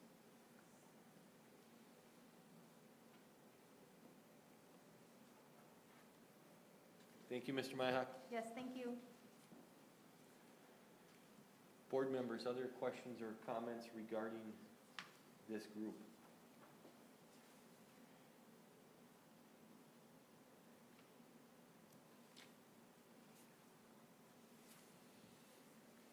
So when we vote on this number of cuts, to Mr. Olson's question, does that mean we're also voting on the move of the ALC? I believe that as. Yeah, that's what this implies. Yes. Yep, so a vote, the way I would look at it is that a vote yes would have the ALC move into the high school. A vote no would keep the ALC at the current site. And Superintendent Sesker, the last 2 Mondays that we've met, if we don't combine them, it looked like there would need to be an additional $288,000 of reductions made if we keep the ALC as is where it is today. And not bring it to the high school. Mr. Adams, you're nodding your head in agreement. That's what the documents had shown before. Yeah, we'd still have those same reductions. What would those reductions be, Andrew? We still had a 1.0 in the core at the high school and then a 0.4 at the ALC. If they stay out in that location. When we say core, can you give me what is the core that's going to be reduced, or is it a series of? That we're not sure of yet. Mr. Benty and his team are still working on their scheduling. Oh, and just- registration, I'm assuming, too. Exactly, Okay, sorry. yes. And again, my suggestion is if you want another year to look at this, is just take this out of the general fund. Because we are hitting that deadline. We're getting pretty close to reductions for staff. And then just eat it for a year, and then you're gonna have to make the decision next spring. Could you clarify? Are you saying we would eat the staff reductions, or we would eat the building costs? The general fund would be whatever the difference is. If you kept the ALC in its remote location, in the location it is right now, you'd still have those reductions that we would have a motion and pass. But the difference of those two dollar amounts, which again was, what'd you say it was, Andrew? 288,000. 288,000, that would come out of the general fund, or ESSER, whichever one would apply for that. But you're gonna be in the same boat next year. Except we're going to be $288,000 behind. Yeah. Yeah. Keep in mind too, that a lot of our ALC kids come from our high school. If we were drawing ALC kids from the surrounding area, that would be a different story. But when you take kids away from our high school, you're losing money from the high school and sending it to the ALC, right? It goes back and forth both ways. But does the ALC, does that state aid still come to the district, correct? Yes. Okay. Yep. So it's just, Yep. It still comes to the okay, district. I need the clarification. That's correct. So just for clarity's sake, what is on the document in front of us, the FHS ALC reductions is the combination of the two. It would move the ALC to the high school and save on this group $368,700 as proposed today. So, Mr. Chair, if I may, I'm struggling with at what point tonight should I ask this? But maybe now it's in, if it isn't pertinent to this one, let me know. But, so let's, because I'm hearing what Mr. Sesker said about taking out of the general fund, so I'm assuming that's fund balance, right? And I've asked about fund balance, and I don't know if I still have it or not. But, so just to be a little more concrete, if we were to take, let's give a number of $300,000 out of the general fund and designate it towards the cuts here.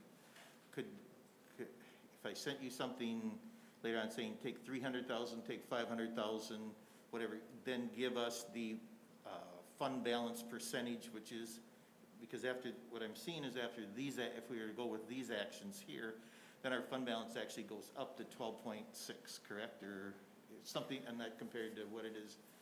Correct, but if you Okay. look at the thing I need you to remember though is if you actually compared the dollars, there was a very small dollar change, but the percentage shifted.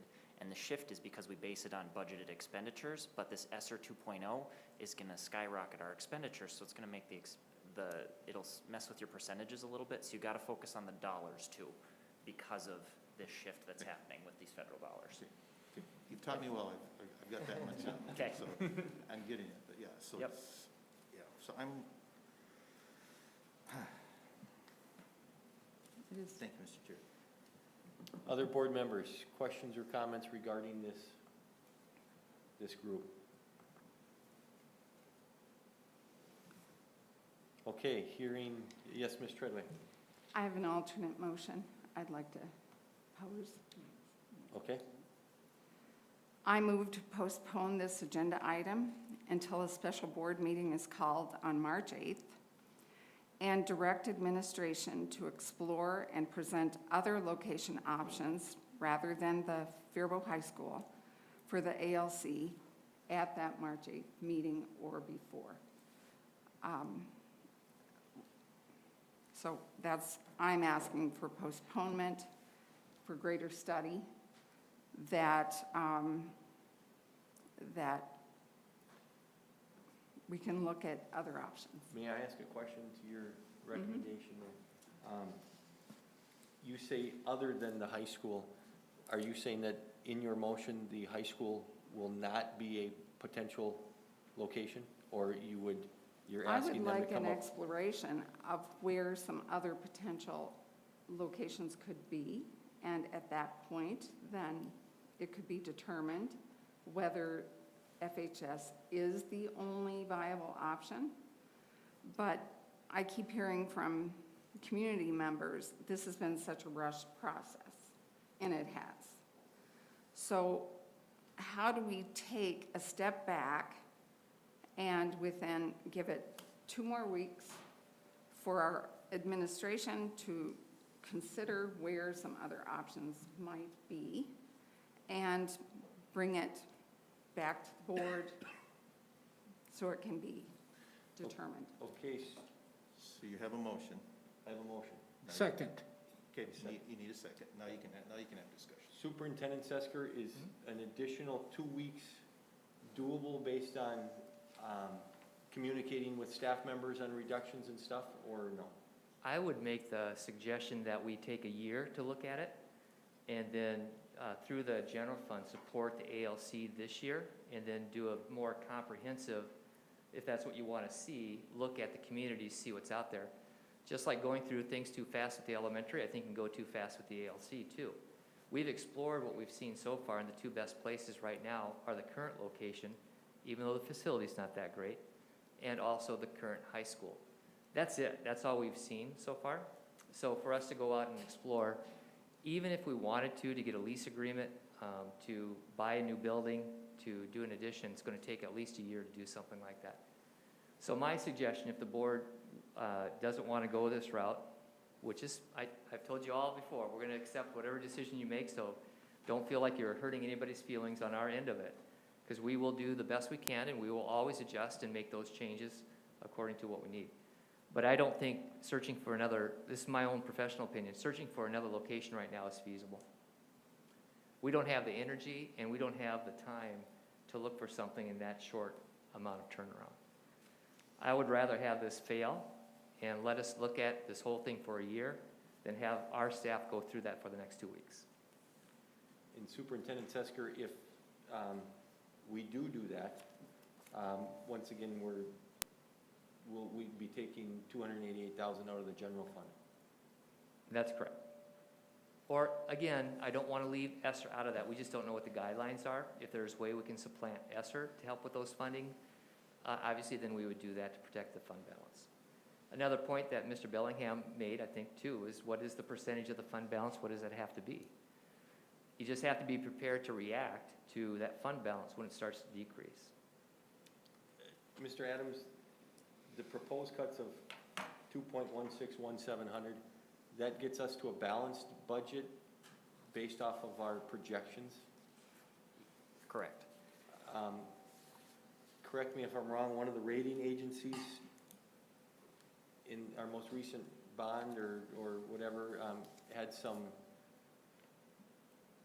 narrative in there about concern about downgrading our status of our investment grade due to continued deficit spending? Correct. Okay, so Has there been any investigation on co-locating a program at the FEC? I mean, is there any? We did. We talked about that, but that program up there sees 400 plus students. And to relocate those programs right now, and on top of that, that's what we talked to the previous board that went through this whole process. That's what we promised that site would be a location for our adult basic education center and our a lot of our we don't do as much now, but a lot of the newcomer pieces that we used to do prior to this whole thing going.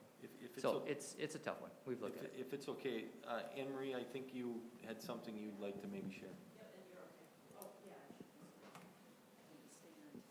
So one of the ideas, and researched, for a number of weeks and a couple of months, has been to really use the FEC space in tandem with adult education. So those students and those courses can be very similar, and those two sets of students can be in the same location at the same time being co-taught.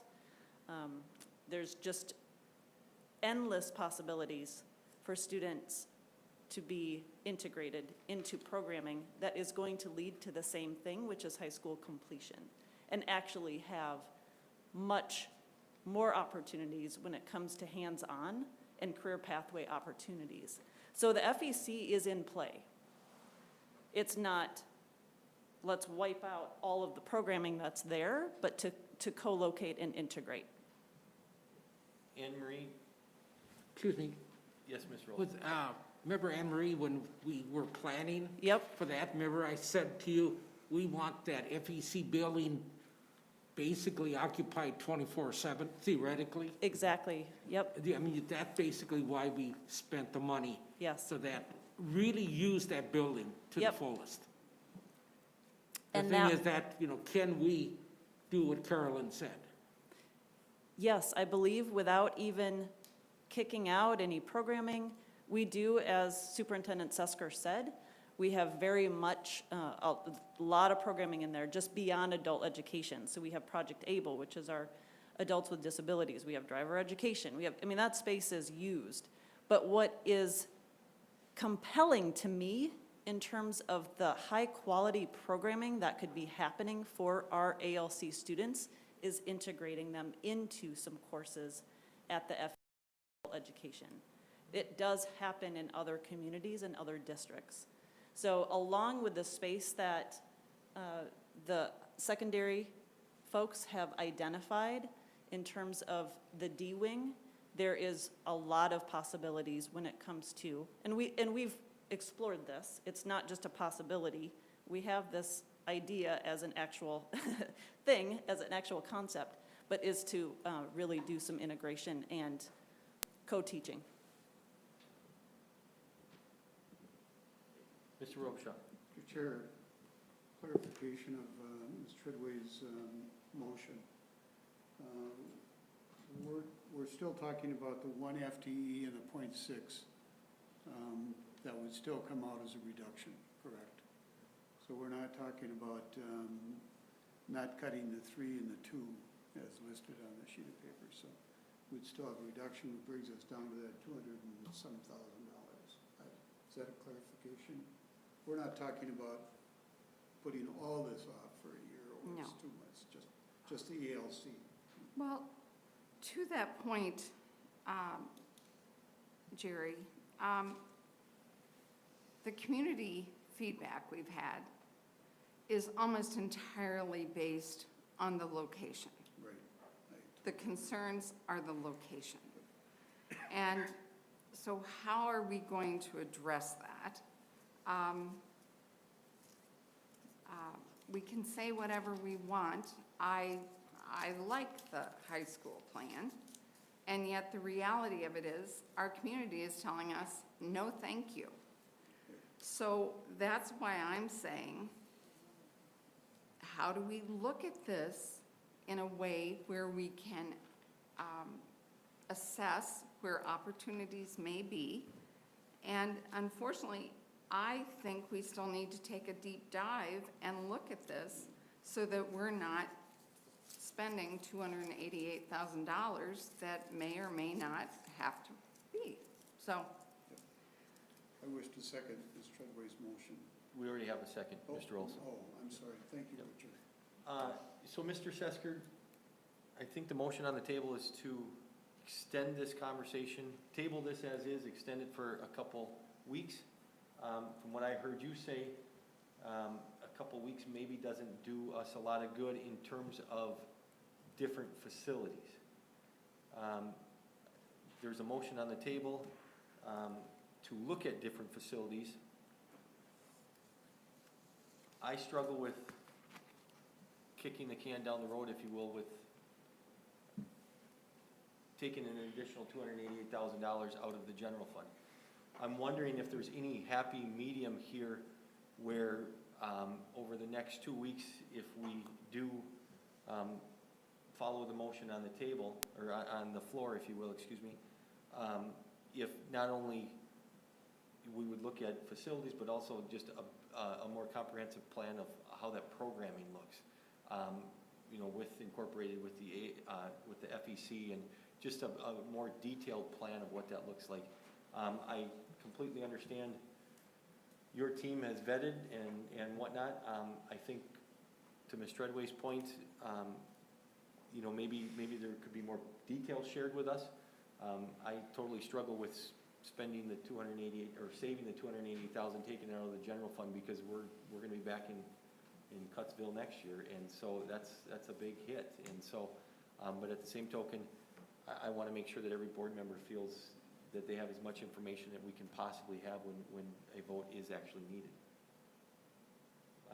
All I'm doing is mud in the water. Sorry. Mr. Bellingham, you have any thoughts or comments? My head's spinning right now. So I think what I'm saying, and first of all, I get so excited when I hear this is a possibility. You know, it's a new twist of FEC and ALC, and it's like, wow, but it takes a long time and it takes work to pull that all together, to mesh it all together, and we're on this. So the building, the space that I'm hearing is mostly FEC, right? And so if we, obviously, as Mr. Sesker said, if we look into any sort of lease possibilities, it's costing us more money per year, because we're anticipating moving out of that building. I know the boiler and things it's hanging on. HVAC is tough there, and things like that. So if we look at, if we just take a couple more weeks, and I know it's not in the motion, but focus mostly on a district space, and I do appreciate the administrators and people sitting out in the cabinet, sitting out here. I know you've vetted this, and you must be going, what are they thinking? Well, this is so frustrating. So I understand, okay, and whatever, but when we get, and part of our job as board members is we're a liaison between the community and the school district, and this is the flood of emails and calls and things that we're getting, and I think it's just in best practice that we address these now and just see, I know you're swamped, a couple weeks, maybe you can just come back and take a look at that piece, and then we can decide if we need to take it out of the general fund, ESSER, or however we're going to proceed with that. That's just my 2 cents right now. Yeah, and just for clarity, I mean, we're okay with that. I just need to make sure that if the high school is still in the running, that that's an option for us to look at. If that's not an option, then the option is either the current ALC or we're gonna have to lease a building somewhere. Those are my only 2 options. If the high school is still in play and you guys support that, then I'll go look. If there's not gonna be any support for it anyways, then I don't think it's worth putting us through another 2 weeks of emails, of all those different things that have been coming across our table to just come back in 2 weeks and get it rejected. That's where I'm feeling. So I would rather, I'm just being honest, I would rather take a whole year and do a good job of investigating it, involve the ALC crew, and then get them to understand that they're spending $500,000 a year more than what they're bringing in for revenue. Get them to understand that the location they're currently in, as Richard knows very well, it's not a very good place for them to be right now. There's going to be a lot of expenditures that are going to be coming up as a result of where they are at this point. And then try to understand what that dynamic is so that we can find an appropriate spot for the ALC. I mean, we tried to pass the bond a few years ago to build a new ALC, right? That failed. We've got an operating referendum coming up in a year from this fall, right? If that's what the community wants, then let's put it on the vote. I mean, those are things that can come up as a result of doing some study over a year's time. I'm not opposed to that one bit. It just needs to be, I think we're at a point right now where we need to just make the decision for our administrative and our teachers in that building. It's a great group of staff. Yeah, some of the best staff that I've ever seen working out there. They are outstanding. They just need to know. So Superintendent Sesker, a lease, to move out of the ALC and move into a building where we lease would only cost us $288,000 and the lease payments. That's correct. I mean, that would be completely backwards. Yep. So where do we want to go with this? Ms. Treadway, you made the motion.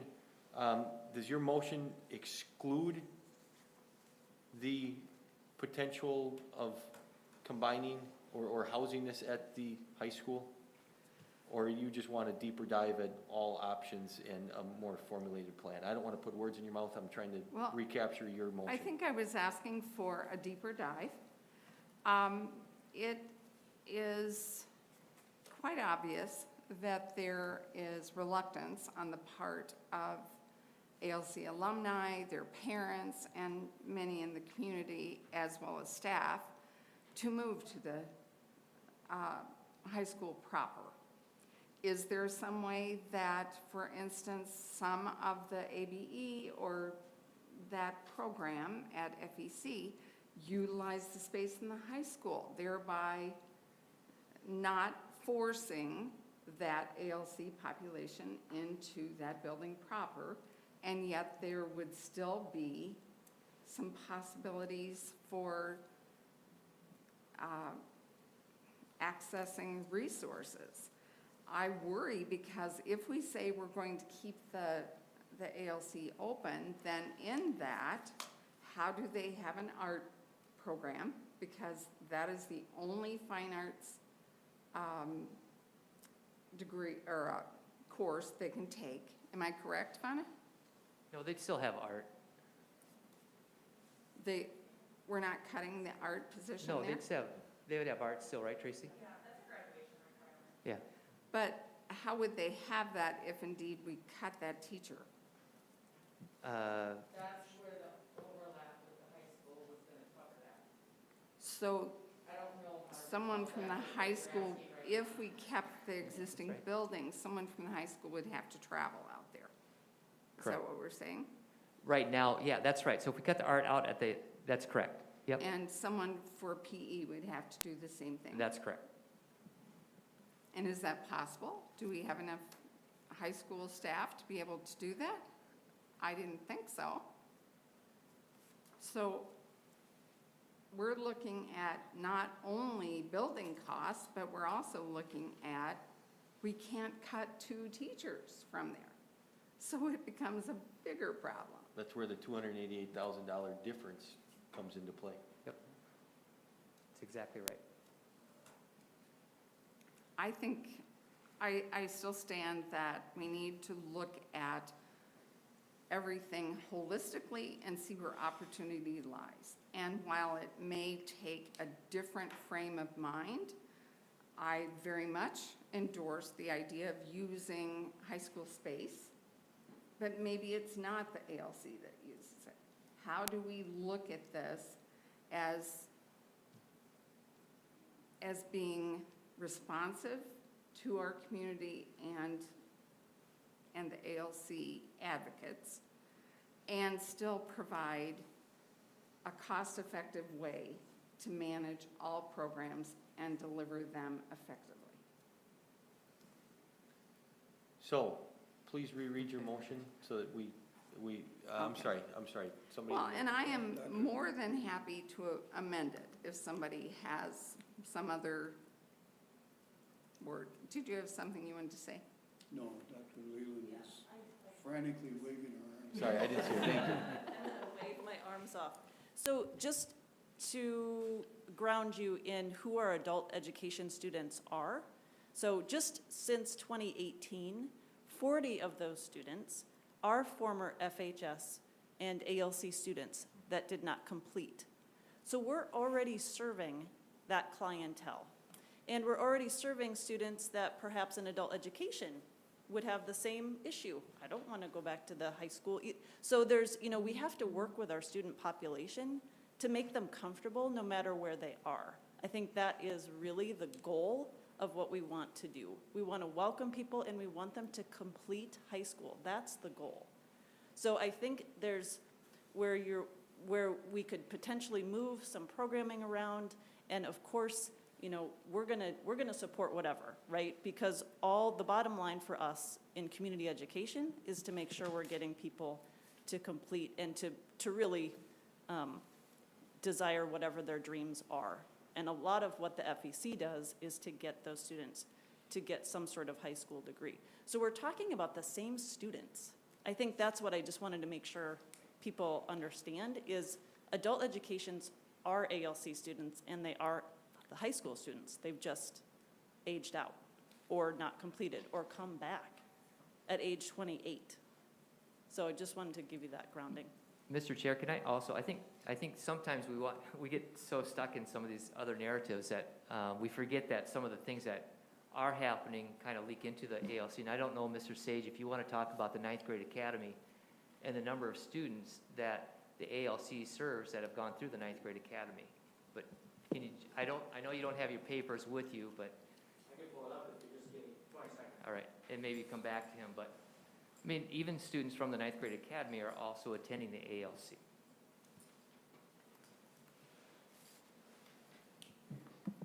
Talk about something else for 20 seconds. Mr. Chair. Mr. Bellingham. So, Mr. Sesko, would you clarify for me, what do you mean, let you know if the high school is still in play? Is it as proposed here, or a piece of that with FEC, high school?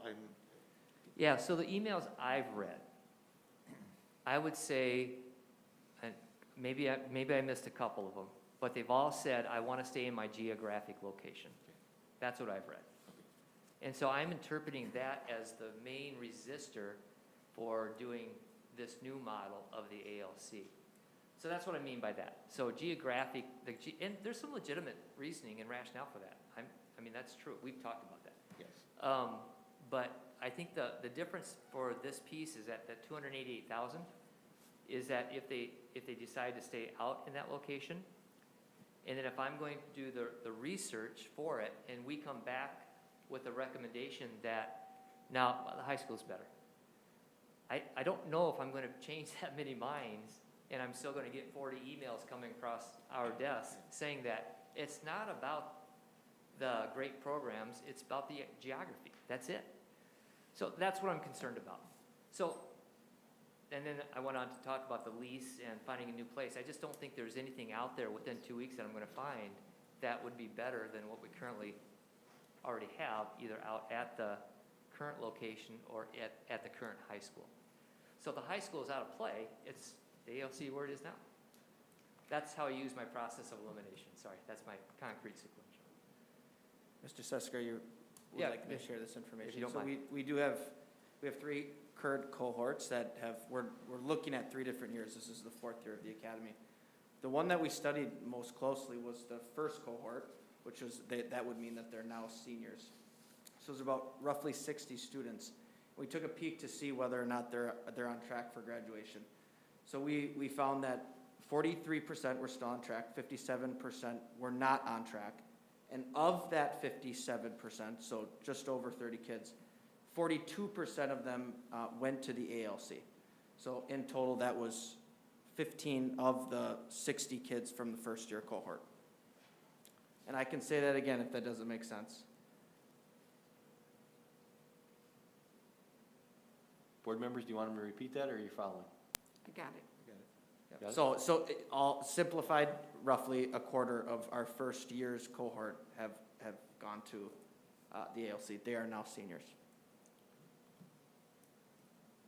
Ms. Cavalier?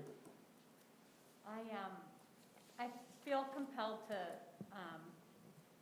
present another point of view. I am heartbroken to be speaking against delaying this decision. And I'm so proud of the work that the ALC has done. It's so clear from the alums and the faculty we've heard from how much they love their school and the important work that they've done. We have in front of us a piece of paper that shows that we have cut $7.5 million from this district's budget, mostly due to declining enrollment over the last 5 years. We just voted to cut 9 more teachers from our district, K-8. We just gave the district more or less direction to begin planning to ask families across the district to move schools. Those families love their schools too and are having incredible experiences in their schools. This is heartbreaking and difficult for all of us. This decision is going to be significantly impactful to the ALC and the ALC families and the students and the faculty and the community and the staff at the ALC if we do it this week, in 2 weeks, or if we do it in a year. I don't think if we move the ALC this year that stops us from evaluating the decision a year from now and making further adjustments if we don't like, or if the community doesn't like, or if it feels like it's impacting the education of the kids. This building's going to have to close. It cannot continue to be the ALC long-term. And that means we will either need to renovate McKinley or we will have to move the students at another point. Renovating McKinley, we know, is a $5 million job that will be down the line for us. We have watched our newcomer program and our EL program. We have cut that program year after year because of lower numbers. As I said, we just voted to cut 9 more teachers K-8, and I don't even remember how many we cut last year and the year before, how many teachers we've cut over the long haul. I think this is a very difficult decision, which is clear from the amount of time we've spent discussing it. I think it's important that just our board meetings don't represent all of the time and thought that goes into decisions like this. It's absolutely critical that if the ALC moves, that we have to be there to ensure the ALC programming continues in an excellent manner. However, I am very uncomfortable with us delaying this decision, particularly because I think it is a foregone conclusion that the ALC building will need to close in the coming years and we're going to have to move this program. I think it's disingenuous of us to push it off and not just take care of it tonight. Thank you, Ms. Cavalier. Any other questions or comments? Otherwise, I do believe we have a motion on the floor and we have a second. I want to make sure, as we move to vote, that we're clear on what that motion is once again for Superintendent Sesker and his team. do you have clear direction, should this pass, of what is being asked? I think so. So please correct me, all right? Been a lot of great discussion. You're asking in this motion, what was it, is it March 8th? March 8th, by which is our March work, 8th, which we is have our a next recommend- scheduled work session. We have a recommendation that includes any facility in the district to offer an ALC program.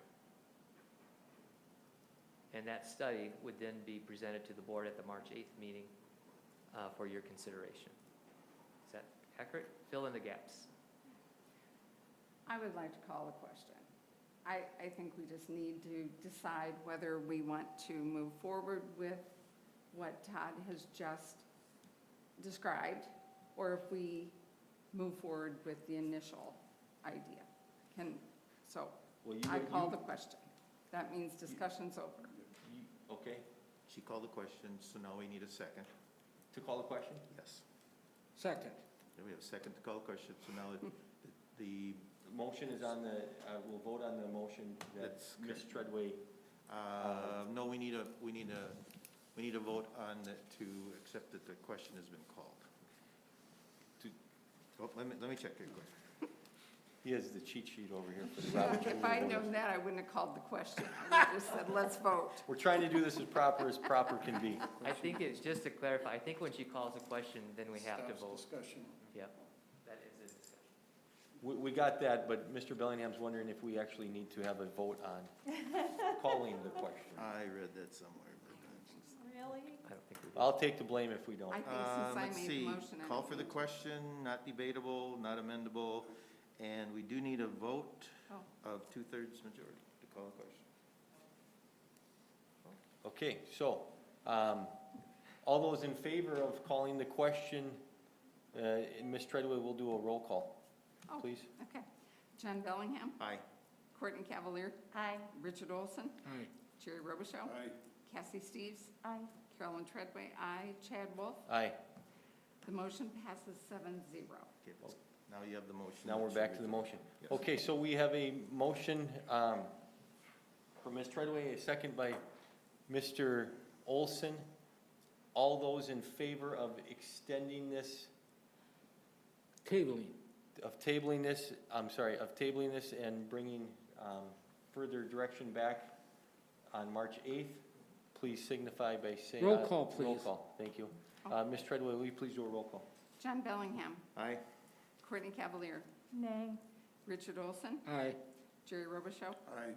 Cassie Steves, Nay. Carolyn Treadway, aye. Chad Wolf. Nay? Okay, so the motion passes 4-3. Okay, thank you. So Superintendent Sesker will look for an update on that March 8th, and I believe we will have a special board meeting on that night to then approve an action of some sort regarding the ALC in high school. Is that correct? Yes. And to clarify, it would be either the recommendation or the data they provide for us then, or what Mr. Sesker suggested tonight, delay a year.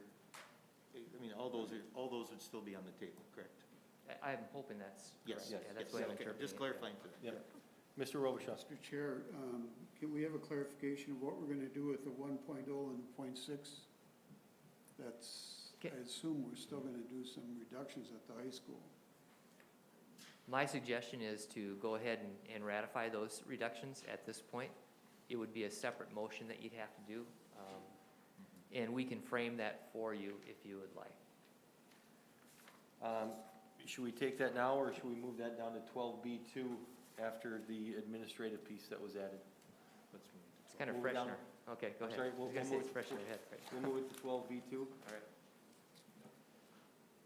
Okay, that's the high school. Okay, this brings us to the next group of EL program reductions. Question or comments here, board members?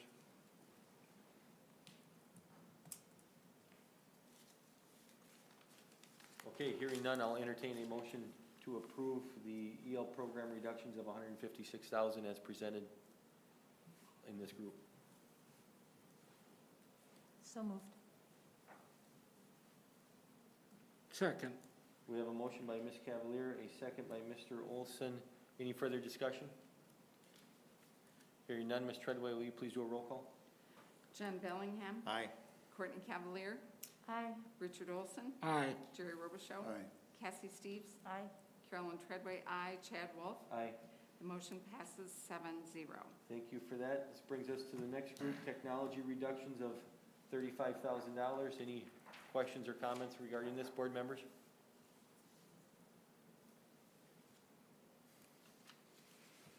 Hearing none, I'll entertain a motion to approve. So moved. Second. We have a motion by Mr. Olson, a second by Ms. Steves. Any further discussion on this item? Hearing none, Ms. Treadway, will you please do a roll call? Jen Bellingham. Aye. Courtney Cavalier. Aye. Richard Olson. Aye. Jerry Robichaud. Aye. Cassie Steves. Aye. Carolyn Treadway, aye. Chad Wolf. Aye. The motion passes 7-0. Thank you. Brings us to the next group, operational savings, fiscal year '21, $135,000. Board members, any questions or comments regarding this proposed budget reduction?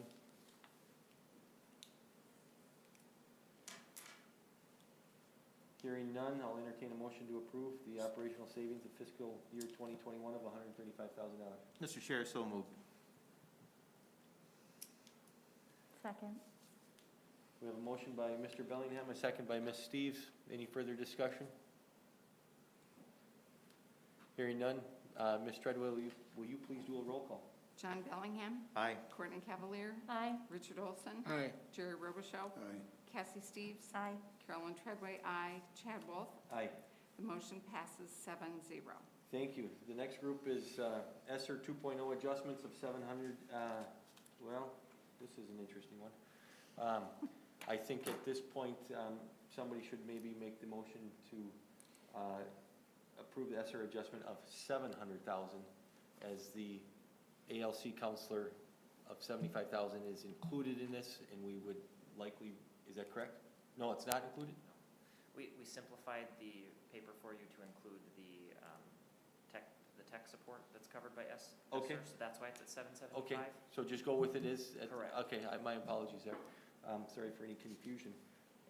Any questions regarding this ESSER 2.0 adjustment of $775,000?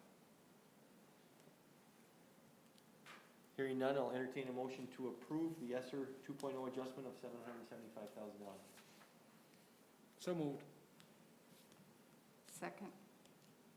We have a motion by Mr. Olson, a second by Ms. Treadway. Any further discussion on this item? Hearing none, Ms. Treadway, will you please do a roll call? John Bellingham. Aye. Courtney Cavalier. Aye. Richard Olson. Aye. Jerry Robichaud. Aye. Cassie Steves. Aye. Carolyn Treadway, aye. Chad Wolf. Aye. The motion passes 7-0. Okay, thank you. This brings us to item 12B1, administrative reductions. Ms. Treadway, I believe you made the motion to put this on the agenda. I will open the floor to you. I don't necessarily have anything ready to go as far as a motion, and yet, there again, I believe that with the significant budget cuts we're making, that has to be a consideration. Other board members, comments or questions?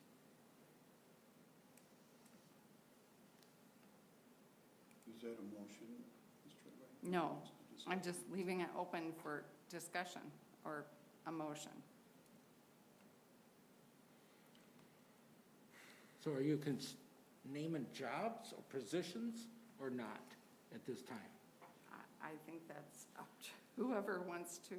Okay, then Entertain I'd like to motion. make a motion of, I've long talked for many years on the board of reductions in administration.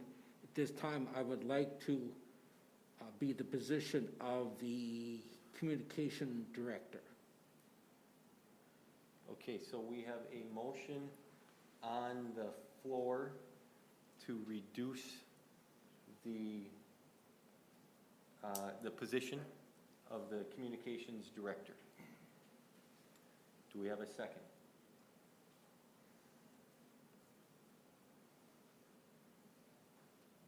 Mr. Bellingham, Mr. Roberts ruled over there, do I need to ask it again, or? You should probably ask 2 to 3 times, yes. Okay. We have a motion on the floor to reduce the communications director position. Do we have a second? I will second. Ms. Treadway with a second. Okay. We have a motion and a second. Any further discussion on this item? Mr. Olson?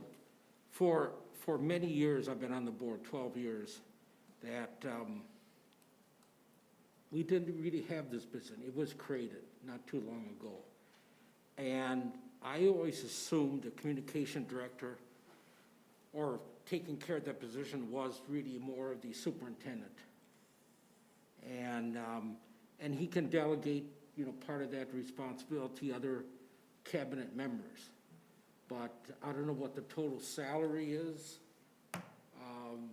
Wages and benefits, I think it's like $150,000 or whatever it is, but that'd be one of the positions I would cut. And if there's anything with Carolyn's ideas of any kind of administration cuts at this time. Okay, so we have a motion and a second.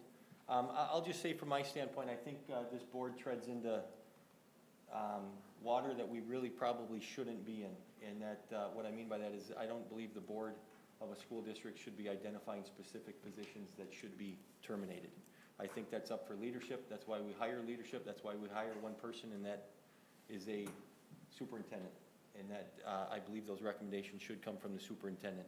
But that's, once again, that's just me, and I'll leave it at that. So I will not support this position cut at this time. Other board members, questions or comments? Mr. Chair, if I may. Yes, Mr. Bellingham. So my recommendation, suggestion would be if there's thought by this board to have some reductions from the administration, then we should possibly set a dollar amount or specifically and direct then Mr. Sesker and cabinet to come up with those positions, much like Mr. Wolf said. They're coming out, maybe they're, with that dollar amount, then they can adjust that to what they feel needs to be done. That just would be my particular recommendation rather than specifying. Okay, so once, Mr. Olson. I would back what John said. So, we're looking at the money. So once again, we have a motion and a second on the floor, and I think we need to act on that motion and second before we deviate from that. Any other discussion around this item? Unless there's an amendment. Can I amend that? You may amend or you may withdraw. I'd like to amend that where the board would put a dollar amount. And are you going to put a dollar amount, or where is that dollar amount going to come from? If there's any ideas on the board, can't really say, as much as you can, but. Mr. Point Robichaud? of clarification, Mr. Parliamentarian, wouldn't it be better off to have them withdraw and the second withdraw their motion and we start from scratch rather than amend the original motion? It would be cleaner, yes. Okay, then I withdraw. Okay, and once the individual that made the motion withdrew, is that motion then over? We don't need or do we need a second? Hold on. I thought I'd brushed up on this pretty well in case, whatever, but,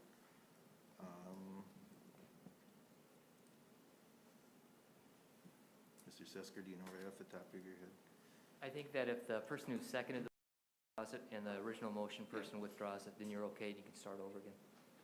Okay, so we have a motion and a second, the two originals to withdraw. Okay, so there is now no motion on the floor, so I'll open it back up. Mr. Olson, I think.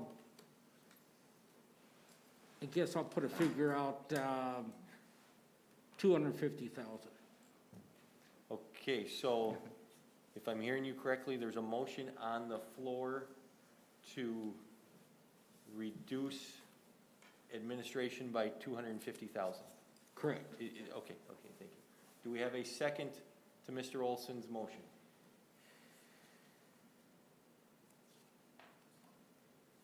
Okay, once again, we have a motion on the floor to reduce administration by $250,000. Do we have a second to that motion?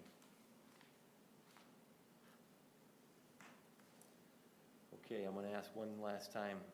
We have a motion on the floor to reduce administrative costs by $250,000. Do we have a second to that motion? Can I withdraw? Or the motion that fails due to lack of a Motion second. fails, okay? Okay. This brings us back to the spot we started here in administrative reductions. Are there any other motions? If not, we will, Mr. Robichaud. Yeah, Mr. Robichaud. Mr. Chair, I would entertain a motion that to direct the administration to look at $125,000 in administrative cuts. Okay, we have a motion by Mr. Robichaud to ask the administration to identify $125,000 in administrative budget reductions. Do we have a second to that motion? I'll second that. Okay, we have a motion and a second. Any further discussion on this item? I'll discuss this item. I am not going to vote in support of this item. I don't like that it's coming up at 8:13 at night after we've been talking about budget cuts for several weeks now. I also want to remind everyone that last year we spent a significant amount of time considering the EL coordinator position and equity position, the service learning position, and we did in fact cut 2 full-time administrative positions. I think the communications position is incredibly important if we see the landscape of social media and the need for web and media presence. I don't think it's in our best interest to cut or even consider cutting that position when we just put it into play. Furthermore, we are about to embark on making major changes to our elementary school model. I don't think it's a good time for us to be thinking about cutting anybody who would be working in support of that work. And if we do indeed end up moving the ALC to the high school, we're going to need all the support we can to make sure that these programs continue to be as strong as possible. So I won't be voting to support any administrative cuts tonight.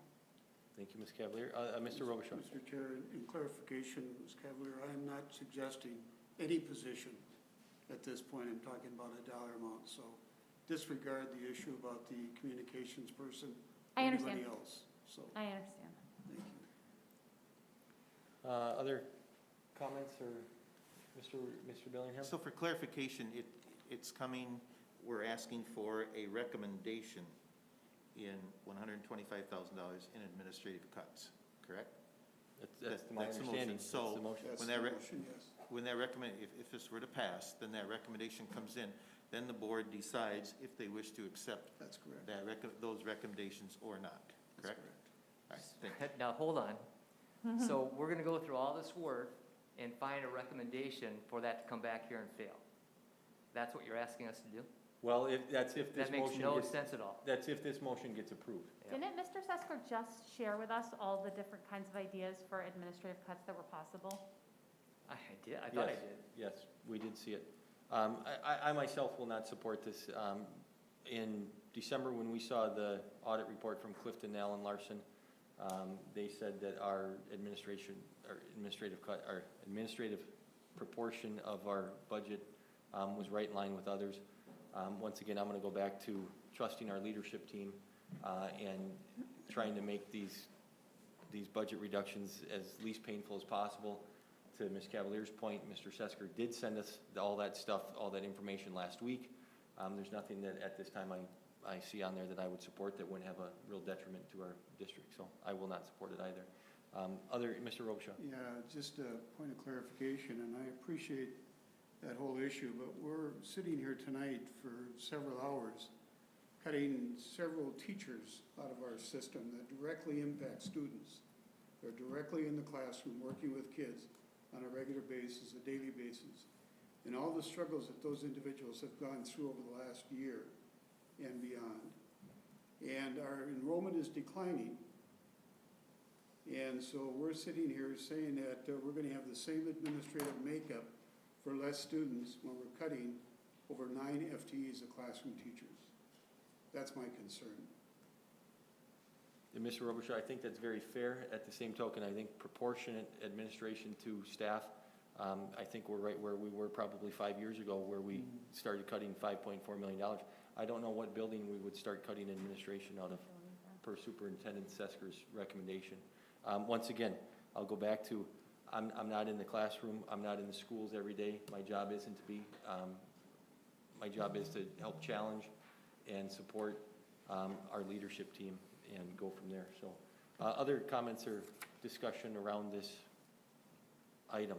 We have a motion and a second on the floor for a $125,000 targeted budget reduction from the administration. Yes, Yeah, Mr. one Olson. thing I'm not gonna do is to apologize for coming up with an idea. I will not, I have not, in my tenure, over 12 years on the board, I've never done that. I was not in favor of it when it came about, I'm still not in favor of it. I saw a reduction even before I got on the board again, and I will stick with it. Jerry just said, teachers. I hate cutting teachers. I hate it. Then what are we doing? Cutting teachers. I know the enrollment is down, but if we don't sacrifice something at the top, we're letting teachers go. So when are you gonna do it? Mr. Olson, do we need to call a recess? No. I'm fine. Good, thank you. Thank you. Other board members, any comments or questions? Okay, so we have a motion and a second. We will do a roll call. Ms. Treadway, will you please do a roll call? John Bellingham.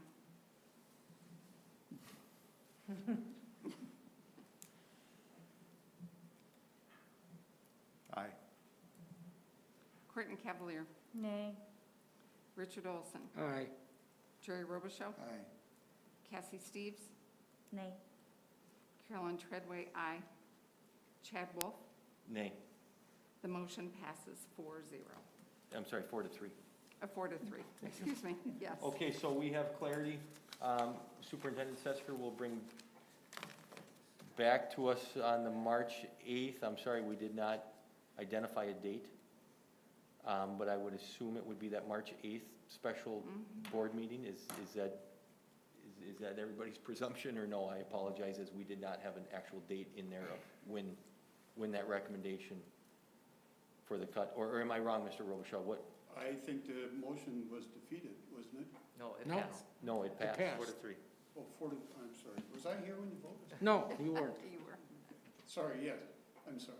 March 8th, I'm sorry. Okay, so on March 8th, Superintendent Sesker will bring a recommendation for a $125,000 administrative budget cut, and then it'll be on that special meeting. Okay, thank you.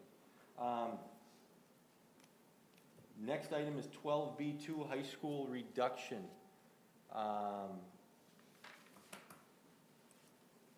That, I believe we were talking about the 1.0 and the, I'm sorry.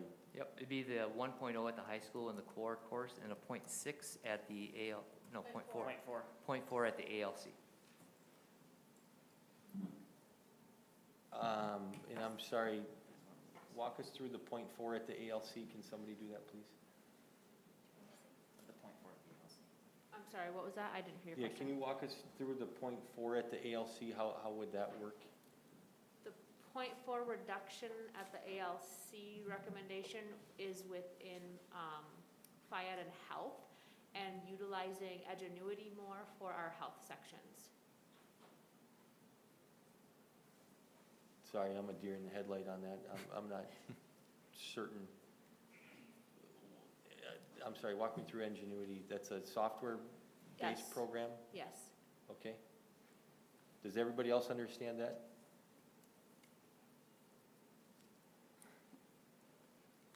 Apparently, yes or no? Online classes Yep. instead of a face-to-face, instead of a. Okay. Thank you. Okay, thank you. Now I get it, thank you. Superintendent Sesker, would you recommend that we take this now and address it, or wait until March 8th? What works best for you? I think for this motion, just because the ALC is so far up in the air right now, that you take Jamie's recommendation to reduce the 1.0 position at the high school, so we can have that conversation with those teachers now, so we don't have to prolong it 2 more weeks. And then leave the ALC alone right now till we get that figured out. Okay. So the .4 ALC, Just leave that off right now. I wouldn't approve it. okay. Board members, any other questions or comments for Superintendent Sesker or anybody else regarding this? So it's the 1.0 core. Yes. Yep. During my registration, thank you. Board members, any other questions or comments? Okay, hearing none, I'll entertain a motion to approve the 1.0 core reduction at the high school. So moved. Second. We have a motion by Mr. Bellingham, a second by Ms. Treadway. Any further discussion? Hearing none, Ms. Treadway, will you please do a roll call? John Bellingham, Aye. Courtney Cavalier, Aye. Richard Olson, Aye. Jerry Robichaud, Aye. Cassie Steves, Aye. Carolyn Treadway, aye. Chad Wolf. Aye. The motion passes 7-0 this time. Thank you. Okay, I think we can all say that's really difficult, and every reduction is painful. And we've moved some items out till March 8th, and Superintendent Sesker will look for that information. This brings us to item 13A, school board members. Anything you would like to report on? Mr. Chair, Yes, Mr. just Bennett. like to inform the board here that I have been attending online seminars through MSBA on negotiations.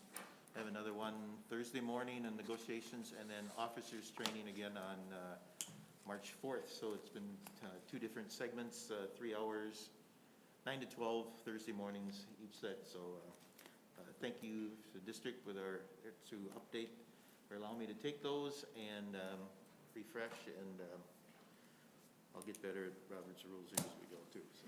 Okay. You did great. You did wonderful, thank you. Other board members? Any thoughts? I'm also attending the negotiation seminar That's through right. MSBA. Sorry, Courtney. Wonderful, thank John you. and I are learning together. Board members, any other thoughts? Okay, hearing none. Superintendent Sesker? 8:30, I don't have anything to report. Okay, this brings us to item 14, dates to remember, March 2nd, 2021, 3:30 is a policy meeting. March 8th, 2021, 5:30 PM is a work session, and now also a special business meeting. Do you have to vote on that? No was called by the clerk. Yeah, I don't believe we have to vote on setting that. One thing, will we do the special meeting first, and then move to the work session? I would think so. That'd be good. That would be Okay, best. special meeting first.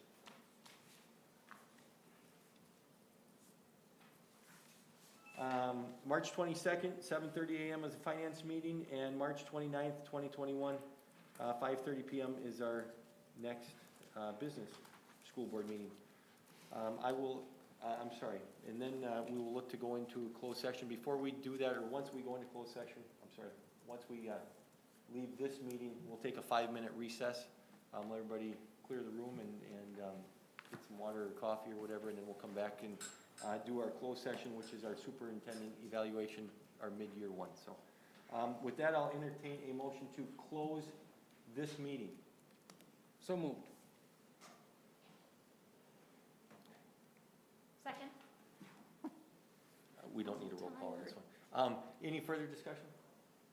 We're closing the meeting to go into a special session for superintendent evaluation. Correct. It needs to be stated as Again? for public. No, just that Oh, what okay. we're going into closed Okay. session for, that needs to be stated. Okay, so we have a motion and a second on the floor to close the regular business meeting and to move into closed session to do Superintendent Sesker's mid-year evaluation. All those in favor, please signify by saying aye. Aye. Opposed? Okay, motion passes 7-0. I just need the recorder from Nicole and make sure I get that. And we'll take a 5-minute recess.